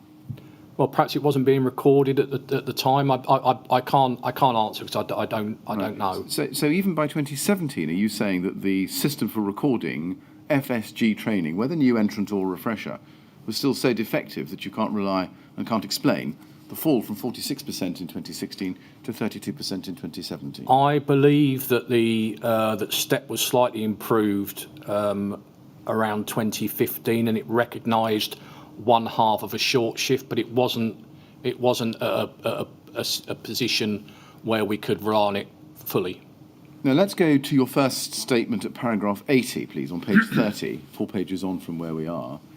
You say this: between 2012 and 2017, we've provided training for control staff on the NCC, Vision, the RMC, and the SBM. Now, just to be clear here, the RMC is Resources Management Centre. Resource Management Centre, yes, sir. And SBM is Standby Module. Standby Module. Yes. Control staff were also detached to carry out the functions of the NCC, RMC, and SBM. The SBM in particular needed a minimum permanent contingent of 4 staff to operate and maintain skills across all control staff, some of which were provided by control. Responding to one of these changes at any one time would have been challenging, but in late 2015 to 16, in particular, these changes, together with the significant difficulties presented by the implementation of Vision, meant that a number of these work streams all came together at the same time. The training requirements, new functions and new system drew all of our spare capacity between 2014 and 17. This meant that there was reduced capacity available for other important training, in particular FSG refresher training. Now, it's those last few words I just want to examine with you. Other important training, in particular FSG refresher training. Was FSG refresher training not critical training of the highest priority, not least in view of what had happened at Lacanal and the risks which had been identified not only in the control report itself in November 2012, but the MOPAC audit in February 2015? Yes, it is. It was critical, but then so was MTFA training, because of obviously we'd had some terrorist incidents in London during that time as well. So all the training for control staff is critical in that respect.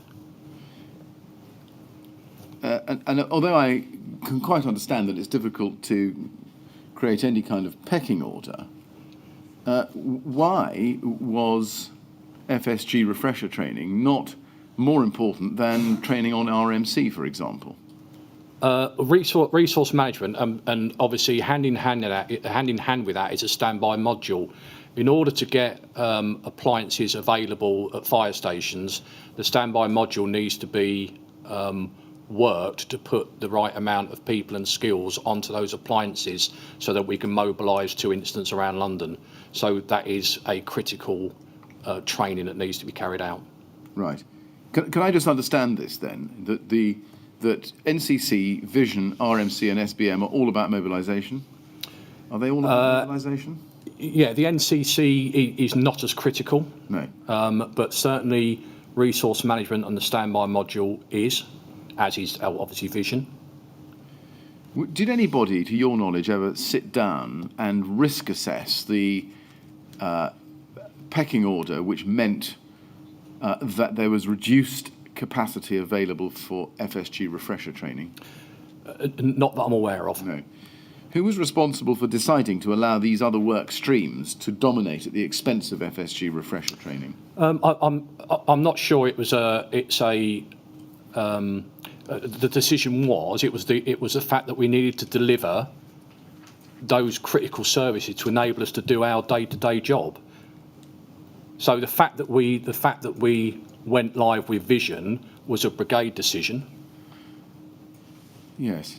I mean, after the MOPAC audit had delivered its recommendations and the responses that we saw to that earlier this morning, why after that point did nobody, as it seems, in the Brigade say to themselves, well, we need to create capacity for FSG refresher training because it is just as important as these other elements, Vision, RMC, SBM?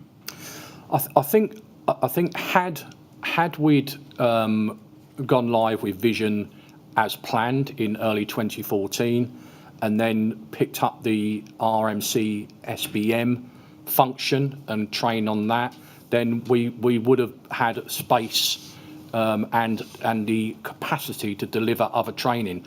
As it was, due to the delays and the impacts of the Vision, it all concertinaed, so it all happened at once. And because the likes of Vision and, as we discussed, standby module are critical for day-to-day mobilising, they took priority over everything else. And that was a direction from my AC at the time, that a minimum of 2 staff or minimum of 4 staff are to run the SBM between 0700 and 2300. And obviously from a Brigade perspective, we needed to go live with Vision. So there was clear direction to me to enable that to happen. Mm. Now, in and after 2015, could you just remind me, what was the total number of CROs? Is it 64? 4 watches of 16? 4 abstractions? You've asked me. Can you put it up on the board so I could see it, please? I can't. I don't have a figure for you. It's a bit of mental mathematics. But what was the total number per watch? Let's try it that way. So 16 per watch, 1 Yes. OM, 4 AOM, so 11 CROs. Yes. 11, 66. So 66. So those are the numbers we're dealing with. What was problematic about finding only 1 day a year for the CROs, just taking them alone to receive the training? It sounds a reasonable request, but I don't. The magnitude of what was being during that period and the impacts of that. I mean, the staff worked incredibly hard to deliver Vision. We didn't have all the staff, our establishment at that time, so there was a lot of overtime being done. There was a lot of pressure on staff. It was in the news about the stress it was having on staff to deliver this system. So I don't think it. I think the focus was on delivering these systems, giving as much training to staff as we could before go live, and trying to maintain the staffing we had, because it was difficult, and hence, we had a councillor come in at one point to try and allay some of the staff's fears about vision. So there was a lot going on at that time, and a lot of, I mean, it wasn't just at our level. The staff themselves, they were working really hard to get this system in, and it was affecting them as well. So whilst it might sound like only one day, it was quite a tense period, that period. Did you ever take these capacity issues, the absence of spare capacity to deliver this critical training, to AC Brown or AC George and Yes. say to them, we need some more resource if we are going to deliver this critical training to everybody annually? Yeah. So when AC George joined, he was part of the engagement review or root and branch review, and then of course he joined Brigade when Vision was implemented, and he was more than aware of the issues that were going on at that time, and I discussed it with him then, and I talked again about, should we be looking at outsourcing training to allow us to tell Babcock what we want, and then we can audit it that way. As I said, a meeting was held with the training manager. It was to do with contracts and various issues, and at that point it wasn't taken forward.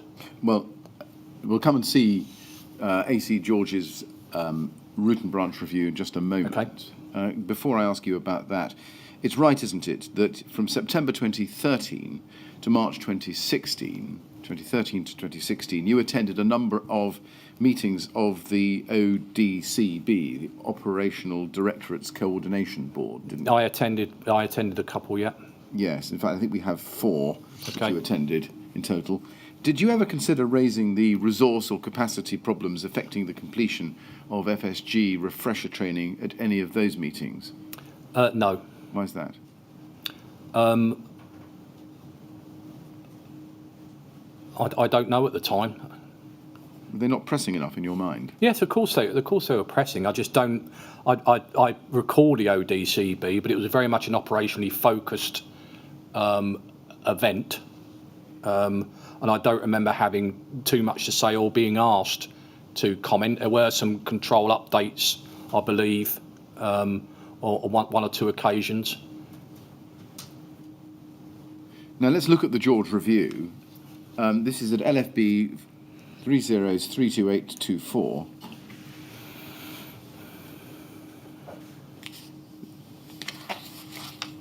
This is the version that he produced in February 2017 and presented to the CMB, the Corporate Management Board. We looked, I think, earlier at the July 2016 version. Looking at this updated version, you can see it on the screen. Do you remember reading this? Yes. You did. Can we go to page 6, please? Excuse me. And here on page 6, we have a section entitled Progress Post-Review, paragraph 22. A number of key improvements have already been made. You see that? Yes.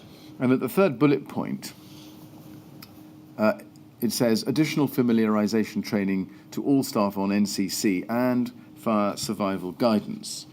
Now, just looking at that, do you agree that this script gives the impression that all staff had received some additional training on FSG after the first report in July 2016? It does. Now, as we looked at earlier, the table in your first statement of paragraph 74 showed that only 46% of staff had received some FSG training in 2016 and 32% in 2017. And even allowing for errors, you in fact told us that no refresher training took place in the first half of 2017. That's where we are on your figures. Yes, unless it was CU training, which I can't. I don't know what the dates were, but yes. All right. But can you help me with where the information presented to the Corporate Management Board in this bullet point comes from, that additional familiarisation training to all staff on fire survival guidance comes from? When was this? Was this done? February 7th? This is 15th of February 2017. He would have asked me for an update, I suspect, and I would have got it from OST. Do you accept that if your figures are correct, then this was an inaccurate statement? For fire survival guidance, potentially yes. Yes. Can you account for how he made that statement? No. If we go up to page 3, please, paragraph 8, there's a heading, Development and Training. And it says this: one reason for a lack of regular maintenance of skills training has been the difficulty in getting the watch together away from the control room to undertake team-based training sessions. When the short shift changed in 2011, it was proposed that such training would be carried out on the short shift. However, this has rarely been achieved for a number of reasons, including staff vacancies, above-target sickness levels, and the inflexibility of breaks. A number of things need to change to allow suitable, sufficient and regular training and development to take place, including, and then there's a number of bullet points. The first one is ensuring that any overall staffing structure change to the system of breaks allows and encourages staff training to take place. Now, just pausing there, did you agree with that finding at the time? I did agree with that finding at the time, particularly around the system of breaks. But when I proposed the system of breaks, the unions kicked up and we didn't take it any further, or AC George didn't take it any further. Which unions? GMB and Unison. GMB, who else? Unison and the FBU. So the three control staff recognise unions. Right. So the FBU also, you say? Yeah, I think they joined and were recognised around 2016, I believe, 2015. You say they joined? You mean control room staff joined the FBU? Yes, and they were recognised by the Brigade as being control representatives as well. Right. Do you agree that little a there echoes the problem that was identified in the 1998 Fire Service Manual we looked at on the first day of your evidence, namely that because of the hindrance of numbers of staff available and the need to maintain cover in the control room, training should take place away from control? There are echoes of that in there, aren't there? Yes, there are. Did you give any consideration to implementing training away from control to ensure that it was done at this point, particularly for FSG? Yeah, there was yes, there is the cost implications of and doing that and maintaining the service. So if you release staff away for a week's course, for example, the implications of that is probably 9 days away from the control room. So it's not quite as simple to do, but yes, it was discussed. Right. What was proposed by way of changes to overall staffing structure and change to the system of breaks that might encourage staff training to take place? At this stage, nothing, because they were just talking about development of. I don't know what's changed since this time, but nothing in the time that I was there until I left. And do you know why that was? I think they were working on it. I mean, the thing is with the training is the fact that we were working with learning and development to provide EPDRs for staff to make training more relevant and to ensure that the books that they got made sure that they did the training and because it was electronic, would have been like they do with operational staff. It highlights the fact that you need training to get allocated to that course. I think that's where we were at that point. I mean, when you saw this piece or part of this updated review in February 2017, were you not struck by the fact that here you were, some 8 years after the Lakenhall House fire and some 4 years after the coroner's recommendations, give or take a month, and ask yourself, how could it be that we are still in a position where there is a lack of regular maintenance of skills training in relation to the control room? Because in that 4-year period, as I previously explained, there was a significant amount of other training going on to enable us to deliver the critical day-to-day systems of vision and the standby module at that time. Now, looking at B on this page says, using Babcock to provide easily accessible CBT, computer-based training packages within Big Learning, Did you understand why that recommendation had been made? Yes, because we were still trying to get the CBT packages to be updated and work through the Big Learning system. So Big Learning is the website that we go to get our e-learning training. And to date, we were still waiting. It was discussions between LFB and Babcock about having that training available and to be able to update. Right. Were you party to those discussions? I did attend a couple of those discussions. Yes. What was the problem, in a nutshell? Big Learning wasn't the actual product itself. Wasn't user friendly. The contractual issues around access update to the products was an issue. It was being ironed out, but it was taking a hell of a long time. Right. Now, we know that the biennial plan, once every 2-year plan for FSG refresher training, established, as we've seen in 2010, was to deliver CBT every other year. Can we take it from this recommendation on the screen in front of you that those CBT packages had not been accessible at all until at least this moment? Yeah, I think they were available on Big Learning, but they were out of date and needed updating, and that was the big issue. And I know that the OST were working with a member of staff in information management to try and get this addressed, and it was taking a long time. Right. You say out of date. What was missing that should have been there? I don't know exactly what was missing, but when it was first put together, in 2011, I believe, I think there was amendments to be made for 2012.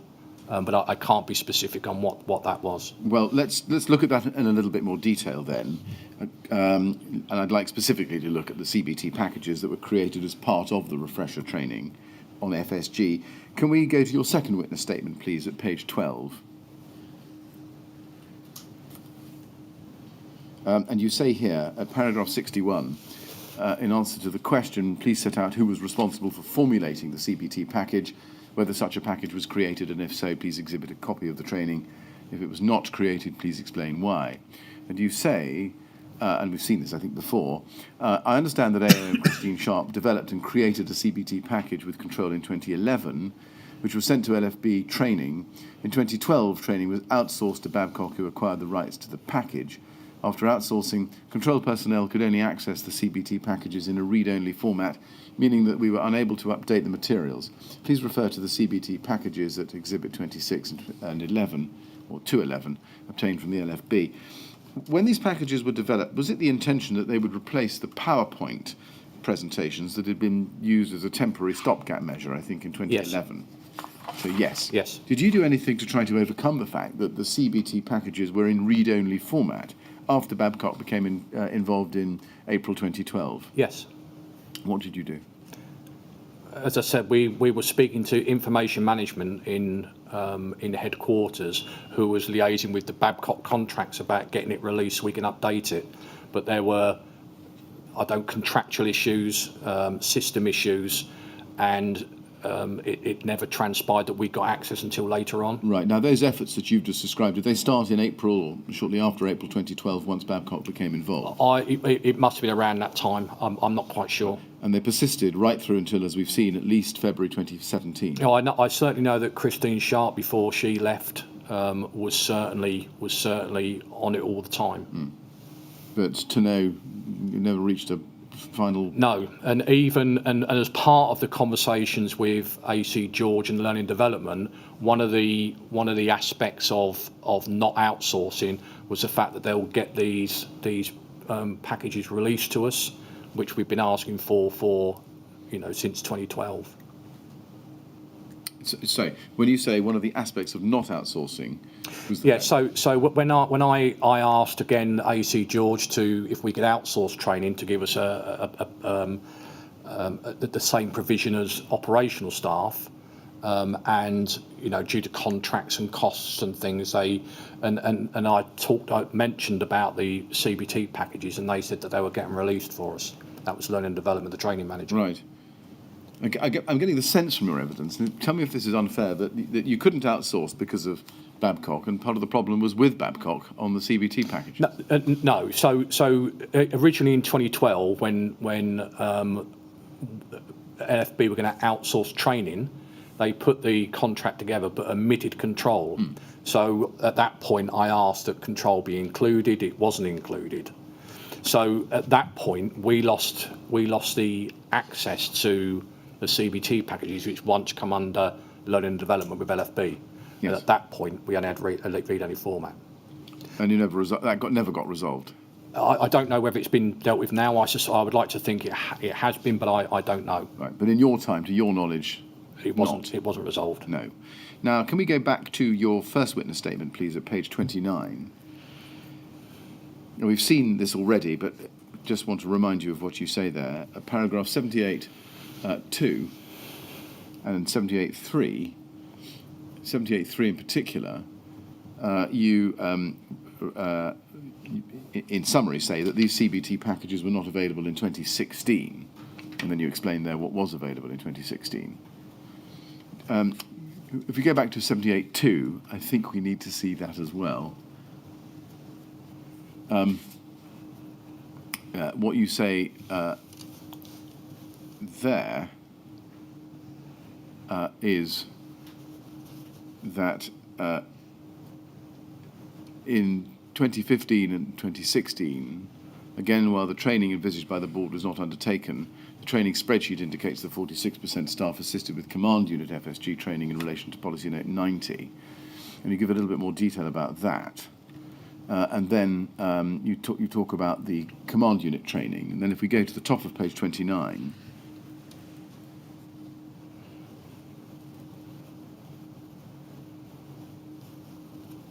you refer to what happens in 2016. Is it right, I think, that CBT, as we've seen, wasn't available in 2011?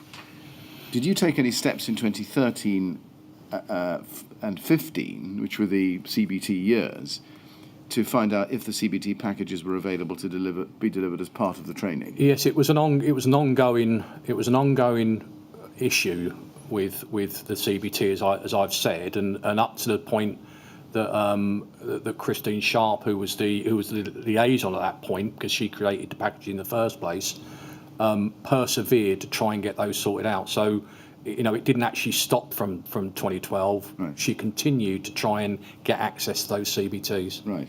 Now, looking at paragraph 78.3 specifically, you refer to 2016 and what you take from the training spreadsheet records. And if you look at the third, fourth, fifth and sixth bullet points down, you say that the Brigade Controls FSG Procedures and Practices CBT package was available on the Big Learning platform, as was FSG, Fire Survival and Fire Survival Training and Fire Behaviour. They were, you say, available on Big Learning. But is it right that, in fact, what was available on Big Learning with the original unchanged presentation? Read-only formats, yes, I believe so. Right, the read-only formats. Yes. So they were not interactive in the sense that there was no interactive training, no role play, and also they couldn't be updated. That's my understanding, yes. Yes, I see. Now, if we look at subparagraph 1, you refer to, in that third bullet point, to the FSG Procedures and Practices presentation. That is at LFB 000086203. Can we look at that?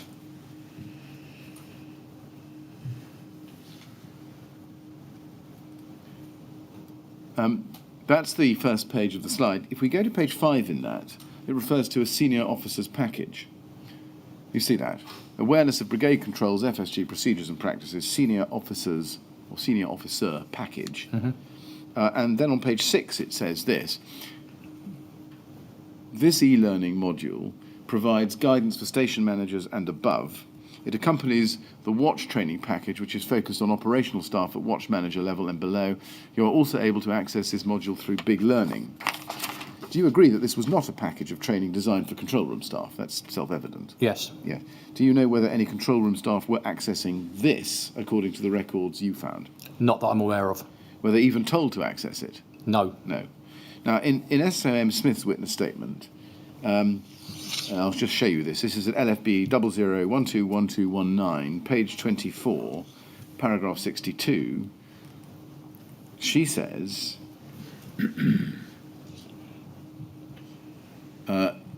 there were also issues with accessing CBT packages via Big Learning. And then she goes on to say in the third line, I was consistently chasing Babcock in order to get access for the control room to these packages. But due to the limitations of the LFB contract, this took a considerable amount of time, and there were problems with the control staff accessing Big Learning on their PCs, which control managers also attempted to resolve. Did she raise those issues with you? It was general knowledge, between me, the senior managers, and OST about CBT, and obviously to AC George as well. Right. Now she's talking here about access to the packages. Do you know why there were issues getting access to the CBT packages?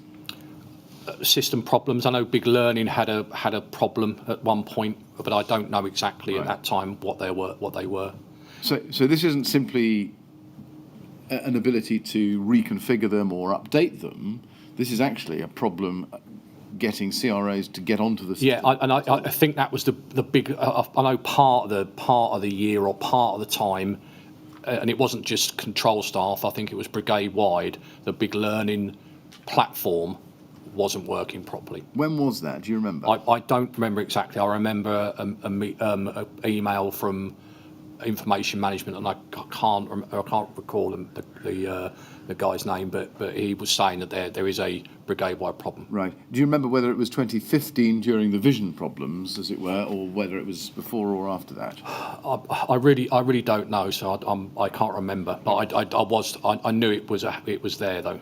Was access ever gained during your time? I believe access. Well, I think they did after my meeting with Mr. George and Learning Development. I believe we did get access after that, but I don't know any more than that. Right. Let me see if I can understand your evidence slightly better. Could you go to your third witness statement, please, page 9, and let's look together at paragraph 32. You say there, in answer to the question query 7b, please clarify whether any of these CBT packages were in fact delivered to control room staff in any year from 2013 to 2017. And you say, I am unable to confirm whether these CBT packages were delivered to CROs in any year from 2013 to 2017. And then you talk about records. At the time that you were POM, do you recall CROs ever having any access to any CBT packages at any time? Well, I think they could get access to some of the CBT packages, not necessarily control specific ones, but I think they could get access. We could get on Big Learning, so yes, I think they could. But obviously these were read only, so that we couldn't update them. That was the issue with them. Well, let's just be clear about this. There is access, and then there's an ability to update. Here, what you're being asked about is access delivered to, which means access in effect, doesn't it? Well, access to Big Learning and yes. Yeah, access and okay. Yes. So when you say I'm unable to confirm whether these CPT packages were delivered to CROs in any year from 2013 to 2017. Are you saying that you recall no occasion when CROs had access to CBT packages? I don't recall. Is the short answer. You don't recall one way or the other, or you don't remember any occasion when they did? I've been able to access them before when I checked on when they done a check on Big Learning. I was able to access them. Right. Did you have conversations with SOM Smith at any time during these 4 years and ask her whether her control room staff were able to at least get onto Big Learning to get at the CBT training? Yeah, and some staff could get on Big Learning, other staff couldn't, and this was the problem with the platform at the time. but the CBT packages were available, I believe, at the time. But I can't give any more than that, really. Right. Now, I mean, given that CBT was the single method by which training was to be delivered in every other year from 2011, so 11, 13, 15, 17, not keeping tabs on whether it was being accessed by all of your CROs was a problem, wasn't it? In what? I don't understand the question. Could Right. you? Well, let me try it slightly differently. If your CROs could not routinely access the training package, which was to be delivered to them by CBT in every other year, that was a major failing on your part. Well, it's not my part. I think it's a Brigade part, because I can't fix IT systems. But yeah. But I mean, alternatively, if the CBT packages weren't available, they do. You know, there is a lift of the original PowerPoint presentation. So as an alternative, something else could be used if that was required. Well, you resist my suggestion that it was on your part. You know, we know where you sat in the hierarchy, the line management. Did you ever go to AC Brown or AC Chandler, where relevant, and say, look, my CROs can't get on routinely to this package. They can't even access it, let alone have any input into it. Can you sort it out? Because otherwise they're not going to get their training in the odd years. Well, I certainly remember saying it to AC George. You know, whether I said it to AC Chandler as well, it's quite possible. It was a long time ago. I don't remember, but I have said that, you know, since the time when we were creating those CBT packages, it was an issue, and it wasn't an issue of getting the access. It was system availability. It was contractual, and we were liaising with those departments to be able to try and get access. It just took that long to get there. And if it wasn't contractual, it was system, it was the platform itself. So it wasn't for want of trying, it was just we couldn't get there. Now, we've got AC Brown and AC George coming to give evidence to this inquiry in the very near future.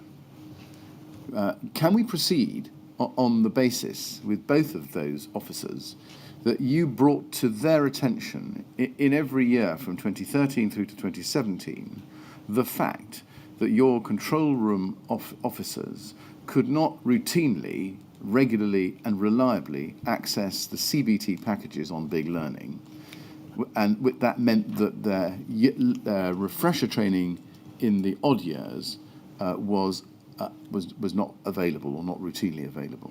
I can't guarantee that I said it every year to them. I can guarantee that I said it to AC George when we'd done that review. Right. That was in 2016 and 2017, but yeah. not before that. I can't confirm or not whether I did or not. Right. Let's then turn to a completely different topic, which is supervisors. Pre-inquest action 17. Can we go to the assurance report from 2018? And this is LFB 404801. And if we go to page 16 in that document, you can see left-hand side at the bottom of the screen.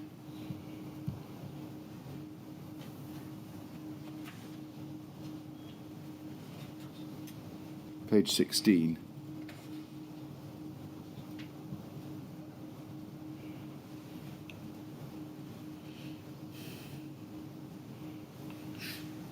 Right. Now, I think we need to scroll to the top of the page. Please, thank you. There's action 17, and that is as follows. Develop and deliver an enhanced fire survival guidance training package for controls supervisors in order to ensure that controls supervisors are trained to support a control room officer when they are handling a fire survival guidance call to a standard commensurate with the national guidance. And then if you look down the columns, if you go down the screen, please, if we can scroll down to the bottom of the page. Yep, it says 2 paragraphs there. An additional training presentation was developed for control supervisors, which concentrates on providing support to the control room officers as they take the survival fire survival guidance call and on passing information to the incident ground. Familiarisation was also provided in relation to the reference information file, Fire Survival Guidance for Control Supervisors, see Section 1, Action 9. This learning was supplemented for a number of control staff with a fire survival guidance role play. A number of fire survival guidance scenarios were developed with the purpose of embedding learning and allowing control staff to practically explore this learning in a realistic situation. Control supervisors played the role of the supervisor or the caller in these role play scenarios. And if we look at LFB 00086222, this is your exhibit SH218. This is a document or presentation entitled Supervisor Fire Survival Guidance, OST Training. Is that the training package that was created for training supervisors referred to in the Lacanal Assurance Report I've just read to you? I believe it is. And are you able to tell us who developed that training? OST. Do you know when it was developed? No. The file name that we have for this says June 2011. Would that be about right, to the best of your recollection? It was part of the analysis, I believe. So yes, that would make sense. Right. Are you able to say whether that training was provided in 2011? I can't confirm. Right. Once the role play, as we saw yesterday, became passive for the trainer-led days in the even years,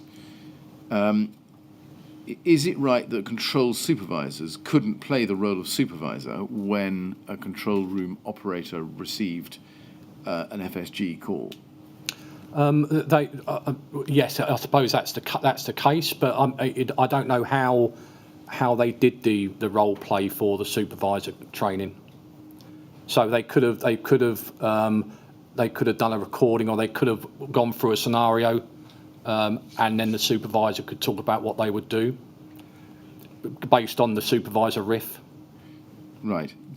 Does it follow that the supervisors did not receive practical active training on what to do when supervising an FSG call? That they would follow the riff. They would follow the supervisor riff? Yes. Yes, that was a standing script, though, wasn't it? Yes, it is. Essentially, Yeah. a series of prompts on the database that you would call up. My question is a slightly different one. Is it right that from at least 2011 and thereafter, supervisors did not receive practical active training on what to do when supervising an FSG call? Put another way, they weren't trained on use of the supervisor riff or anything else? No, not that I'm aware of. No. Were you ever asked to review or sign off this presentation? No, I would have seen it. You would have seen it? Yes. Did you ever witness a training session for supervisors on FSG in any form? Possibly, but I don't recall. So you would have seen it. Let's look at page 5, please. That is under the heading Pass Information. And it says, inform the incident commander that a fire survival call is in progress. Pass all information to the incident commander, including flat numbers, floor number, house number, and if available, the caller's name. Make sure that this information is included in all subsequent messages. And if we go to page 9, we see further details on passing information. Ensure that information is passed immediately to the incident, including number of flat / house, name of caller, number of persons involved, etc., as you can see. Now, just looking at what's on the screen there and on page 5 as I've read to you, do you agree that that includes no detail at all about any of the caller's vulnerabilities? For example, their age, their disability, or if they're with somebody who might need assistance with rescue, whether there is a pregnant person there or a child? No, but the supervisors have done the standard fire survival guidance training as well, and they are, whilst it's not explicit in there, as part of their information gathering, they could ask those questions, and we would expect callers to offer that information up. Leaving aside the expectation that callers would offer that information up, can you explain why, although you do have a list here of information that is needed to be passed to the incident ground, it omits what you say was in the standard FSG training, namely vulnerabilities, disability, age, etc.? I'm not suggesting it is in the standard training. I'm saying it's not explicit, but there's the sort of questions that they could ask. The whole list of questions aren't, they're example of things that they could ask. There is more to ask, and obviously, in calls I've listened to, callers offer up the fact that they can't, they're wheelchair bound or something similar, or a vulnerability elsewhere. Why is it not explicit, though? I don't know. And you say, of course, callers offer up the fact that they're wheelchair bound. I mean, they might, but they might not. They might be embarrassed about it. These are sensitive matters, aren't they? Yes, they are, and of course that's part of the control officer's skill is to ask those questions in a roundabout way. Why not then have it as one of the things on the list? Well, it could well be. I mean, it's not in here. No. And the question is, given its importance in the fire survival context, why isn't it? Because as I've said, I think a call taker has the skill set to be able to, like you say, if people don't want to offer it up voluntarily because they're embarrassed, then part of that question setting, that proactive question setting, for example, may get that information from them. Can we go to page 9, please? And here we see a reference to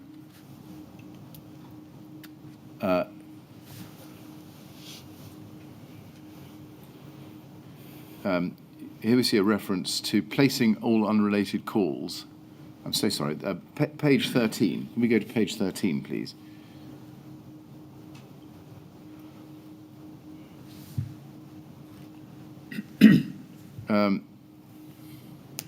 The heading here is releasing multiple fire survival calls. Now, do you agree that even though this training presentation acknowledges the existence of multiple fire survival calls, it doesn't include any training for supervisors on how to manage the collation and transmission of FSG information to the incident ground where there are multiple FSG calls being received? It doesn't say it on there, no. No. Do you agree that the training doesn't include any lessons from the Lacknell House fire of any kind? I mean, I haven't shown you the whole of it, but I'm assuming that you're familiar with it. We can scroll through it if you like. If you wouldn't mind, please. Right, well, should we start with page 1? It's a 13-page slide. I can take it quite quickly. Yes. So you've got the 4 core principles there, continuous reassessment. Page 2 is supervisor fire survival guidance. And just have a look at that. Page 3, give assistance. And there's the opening of the RIF, hypertexts, monitor the call. Yep. Page 4, escape, yes or no. Yep. Various questions about that. Is there another escape route, etc. 5, passing information to the incident ground. We've seen that. 6. I'm going too fast. No, that's fine. Please That's fine. Tell me. Order an ambulance, inform the police. 7. Support information gathering. Main function for supervisors is to act as a support and a sole contact between control and the incident. Drawing a plan of the premises. Using language line if the caller is unable to understand. And then next page, please, page 8. Fire survival guidance. Page 9, passing information, we've seen that. Yes. Page 10, lines of communication, open and consider. And then it says placing all unrelated radio traffic onto one channel if dealing with multiple fire survival calls. There's another reference to multiple fire survival calls. To free up the call, taking positions if needed. That's all about use of the radio. Yes. And next one, please. If information is not available during the assessment of the initial call, prompt the CRO to continually gather information to relay to the incident commander. Remember, assess and reassess. 12, if information is not available, 12, inform the incident commander immediately if the caller is in imminent danger. And then 13, lastly, releasing multiple fire survival calls, which is what we saw Yes. Earlier. Now, I've shown you all of that. Do you agree have. that training include nothing or no lessons drawn from the Lakanal House fire? I disagree. I think that the RIF for the supervisor talks about continued communication with the incident grounds. There's a two-way communication. That was an issue from Lakanal, and that's a big part of this presentation. And of course, assess and reassess, always reassess, which was another aspect of the Lakanal, where we moved away from bonding and moved into the reassess. So I do think there are elements in there to allow a supervisor to deal with multiple calls. I see. Now, is it right that there was no training for supervisors on PN 790 when that was introduced in 2012? I don't recall when the training was, or whether it was a familiarisation with the policy document itself, but that formed part of the CU training, which control staff were involved in. Were supervisors ever trained in how to handle a large incident with multiple FSG calls? From a perspective of a control room perspective, Yes. that their function is to support those officers that are taking calls. Yes. And when we're talking about multiple fire survival calls, from our experience, 5 was multiple. So and that would take us in reality to a limit, because you'd have one person to one caller, which is potentially 10 members of staff. Yes. Were supervisors ever trained in what to do where a large incident generated multiple FSG calls, and particularly concurrent FSG calls? From a control perspective, I'm not sure I understand the question, because from a command and control function, no, because their function isn't command and control. They're there to support the control officers taking those calls. If those calls become greater, then they could invariably end up taking calls themselves, which has happened. So I'm not from a command and control function, no. Can we then look at the Lindridge review yet again? This is LFB 3033943. And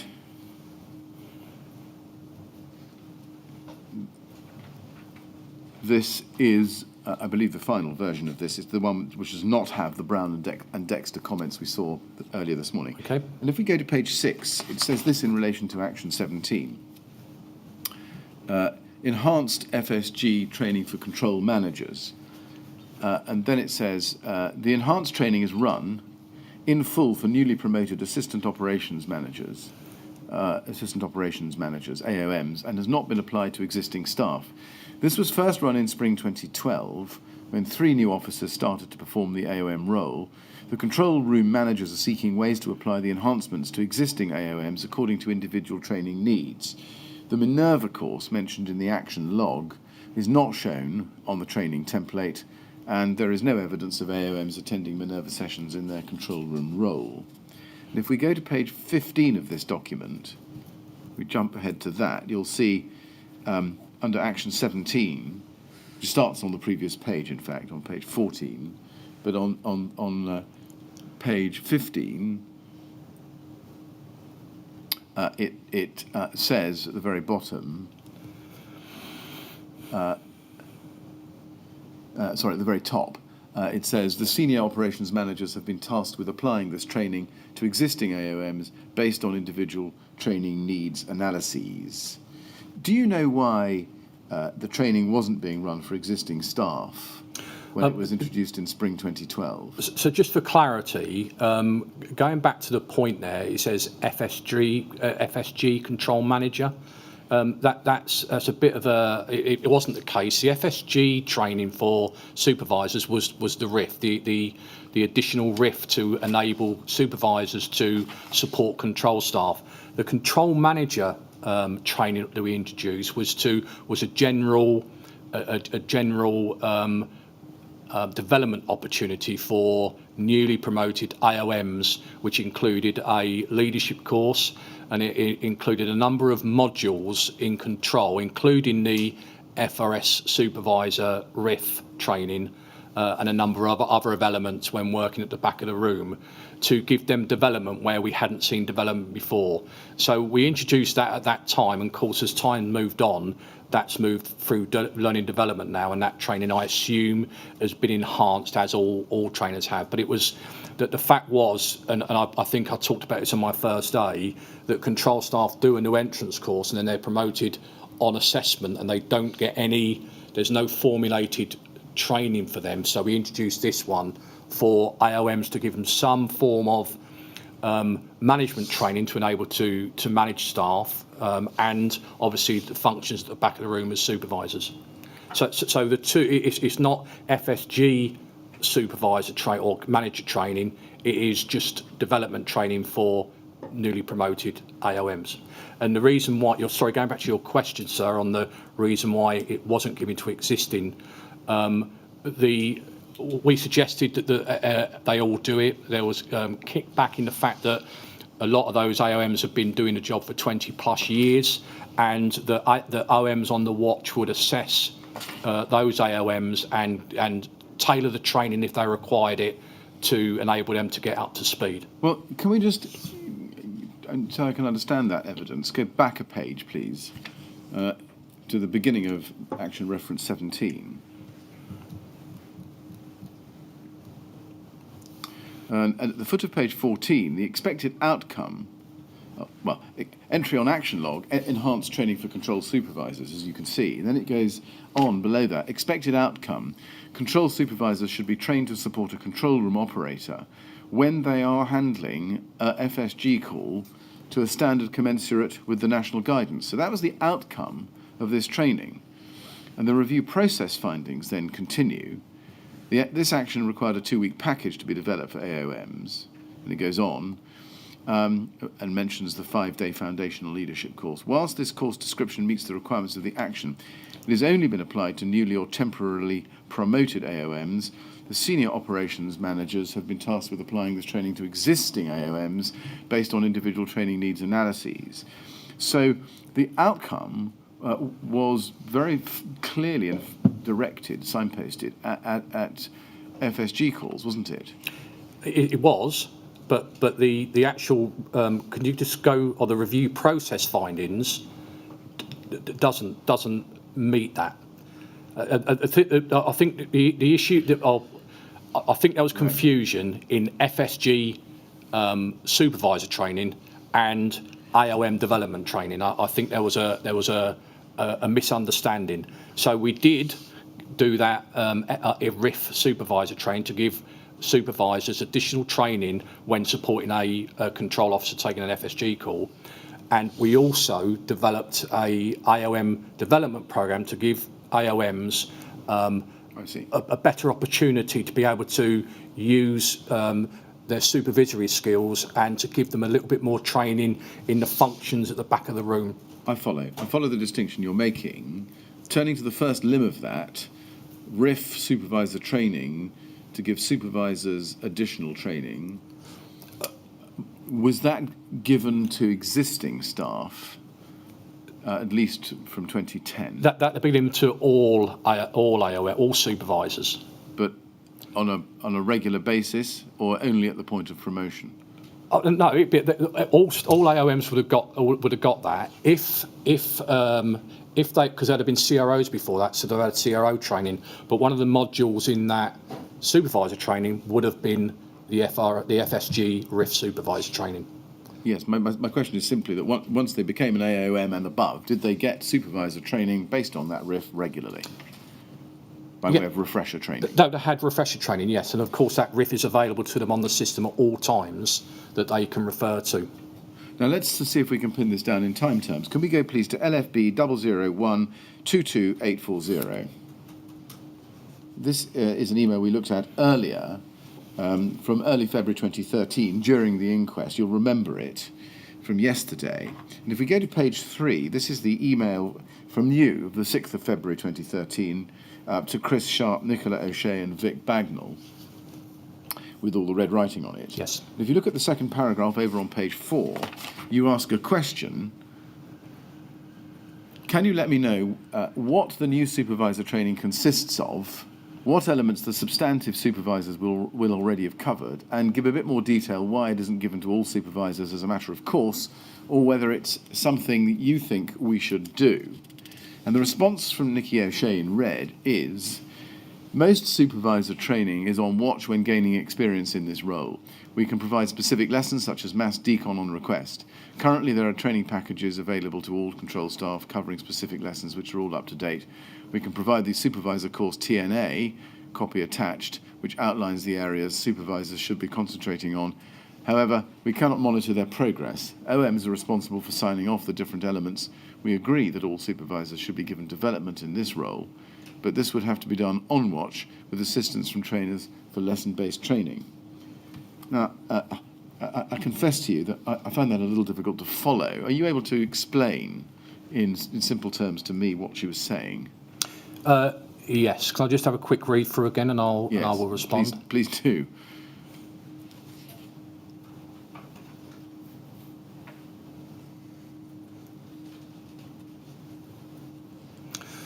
All right. So what she's saying is she's saying most supervisor training is on watch, and that is correct. It's on job training because they already experienced control officers before they go onto the watch. So the back of the room, I mean, the functions are very similar, but obviously they've got a management function or supervisory function, and there are elements of the mobiliser system that only supervisors get access to.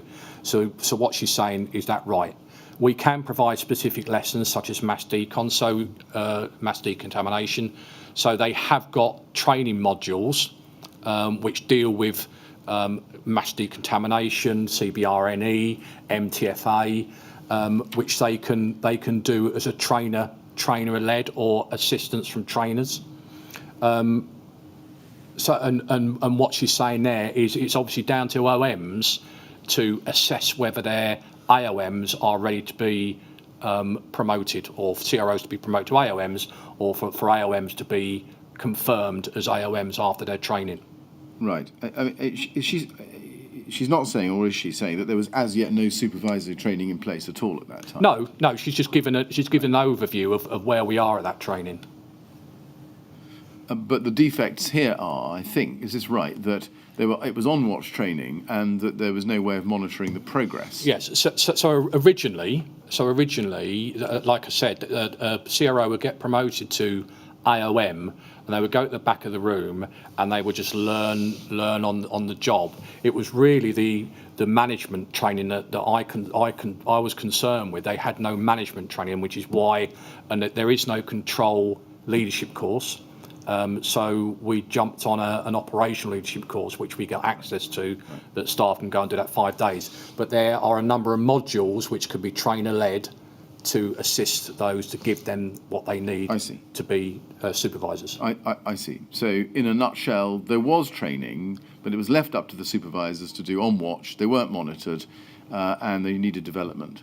But that would have to be done on watch.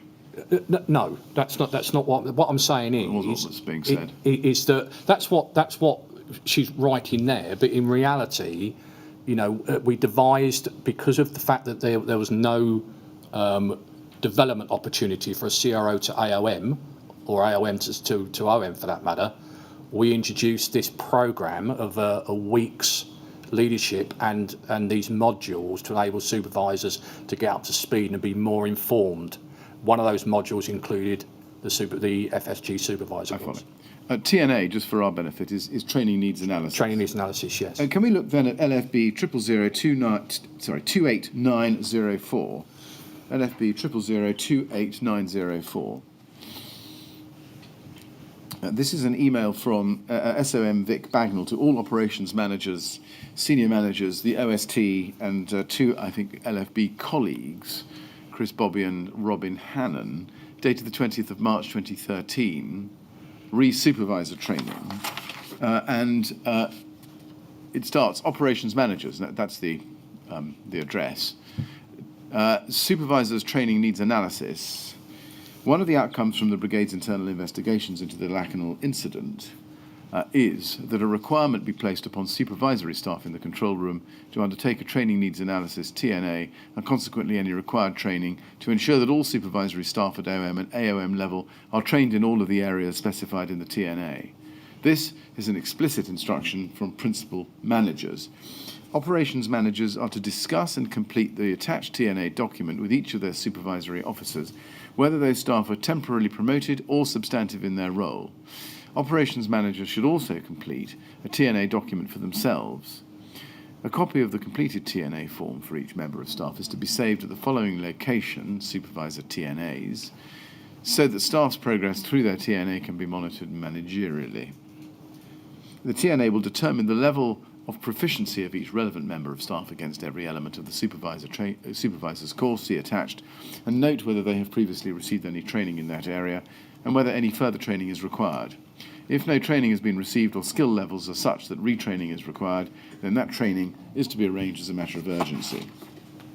The TNA was designed to form the basis of a supervisory course, broken into modules. However, the majority of the training is in areas and activities undertaken on watch, working as part of normal operations, and watch or team management, with the latter course requirements available as separate courses that can be applied for through Hotwire. The summary table below provides a guide. Please note that some elements are mandatory and others only recommended. And then if you go, please, to page 2, at the bottom of that page, underneath the table, you can see that it says this: the TNA must be completed at the earliest opportunity, ideally before the end of March 2013, so that we can factor in any training requirements to the plan for next year. Now, I read that at length to you, Yes. Mr. Hayward. Was this, looking at its date at least, was this the solution to the recommendation in the Lindridge Review about supervisor training? Yes. Yes. And I think you confirmed this before, but would the TNA have included FSG training? FSG supervisor. FSG supervisor RIF training, yes. Yes.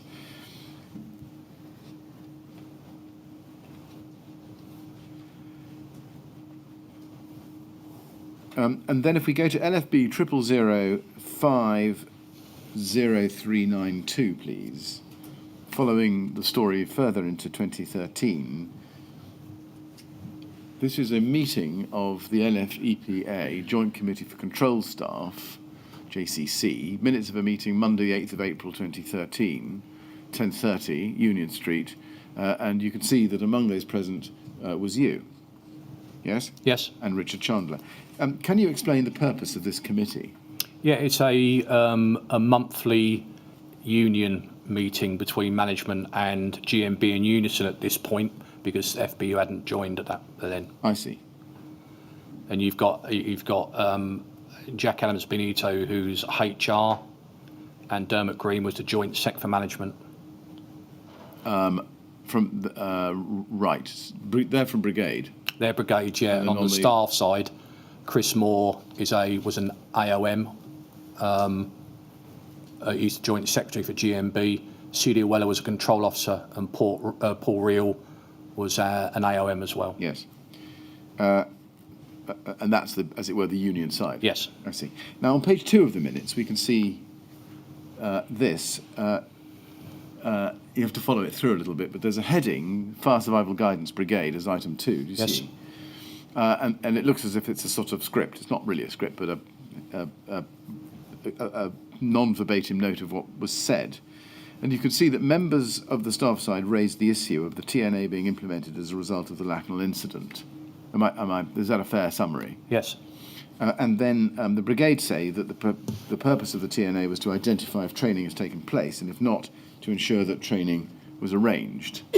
Again, is that a fair summary of what's being said there? I believe so. Yes. And staff side say there's confusion as to what should be happening, and the Brigade said, or confirmed, that the TNA would denote whether individual passes or whether training is required, more training is required.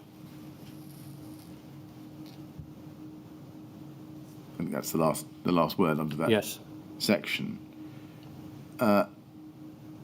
And indeed it said that TNA would denote whether an individual passes or whether they would require further training, advise that they will ensure that all AOMs undertake the training, regardless whether they are permanent or temporary, confirm that they will provide clarification as to what is expected, and then your initials, SH, are assigned to that action. Yes. Did you provide clarification as to what was expected? I believe I did, How did you do that? verbally, Right, to whom? the JCC. At another meeting? I believe so. I may have done it there. I may have done it there. Could I just... Right. What happened as a result? Do you know?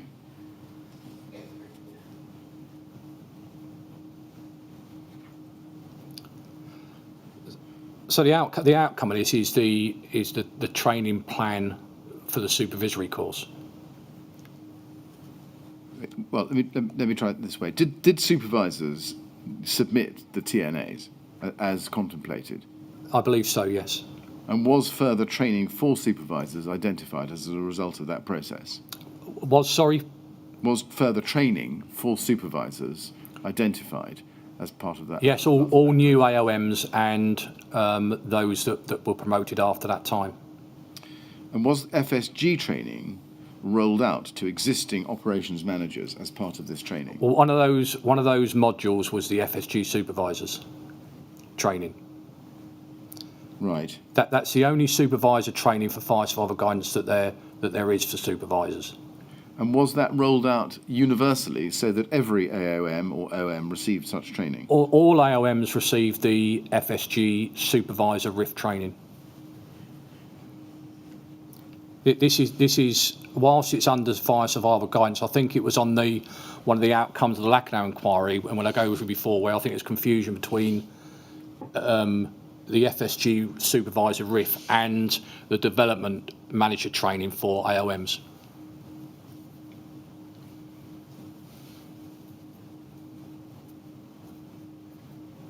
You'll recall, I think, from the Phase 1 report that, and some of the evidence given in Phase 1, that some supervisors told the inquiry that the supervisor training that they received never covered their role as managers covering a major incident, and they'd never been trained in what should happen in their role at a major incident.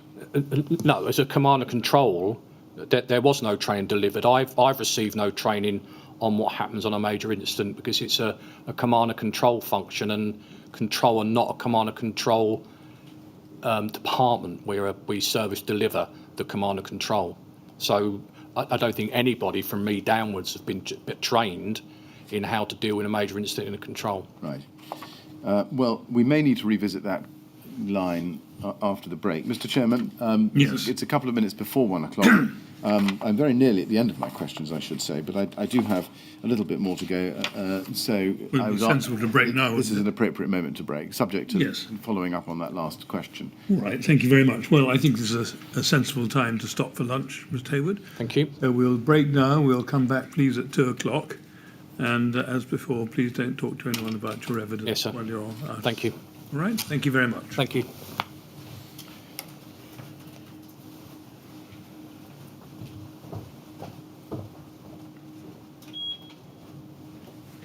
Thank you. 2 o'clock then, please. Thank you.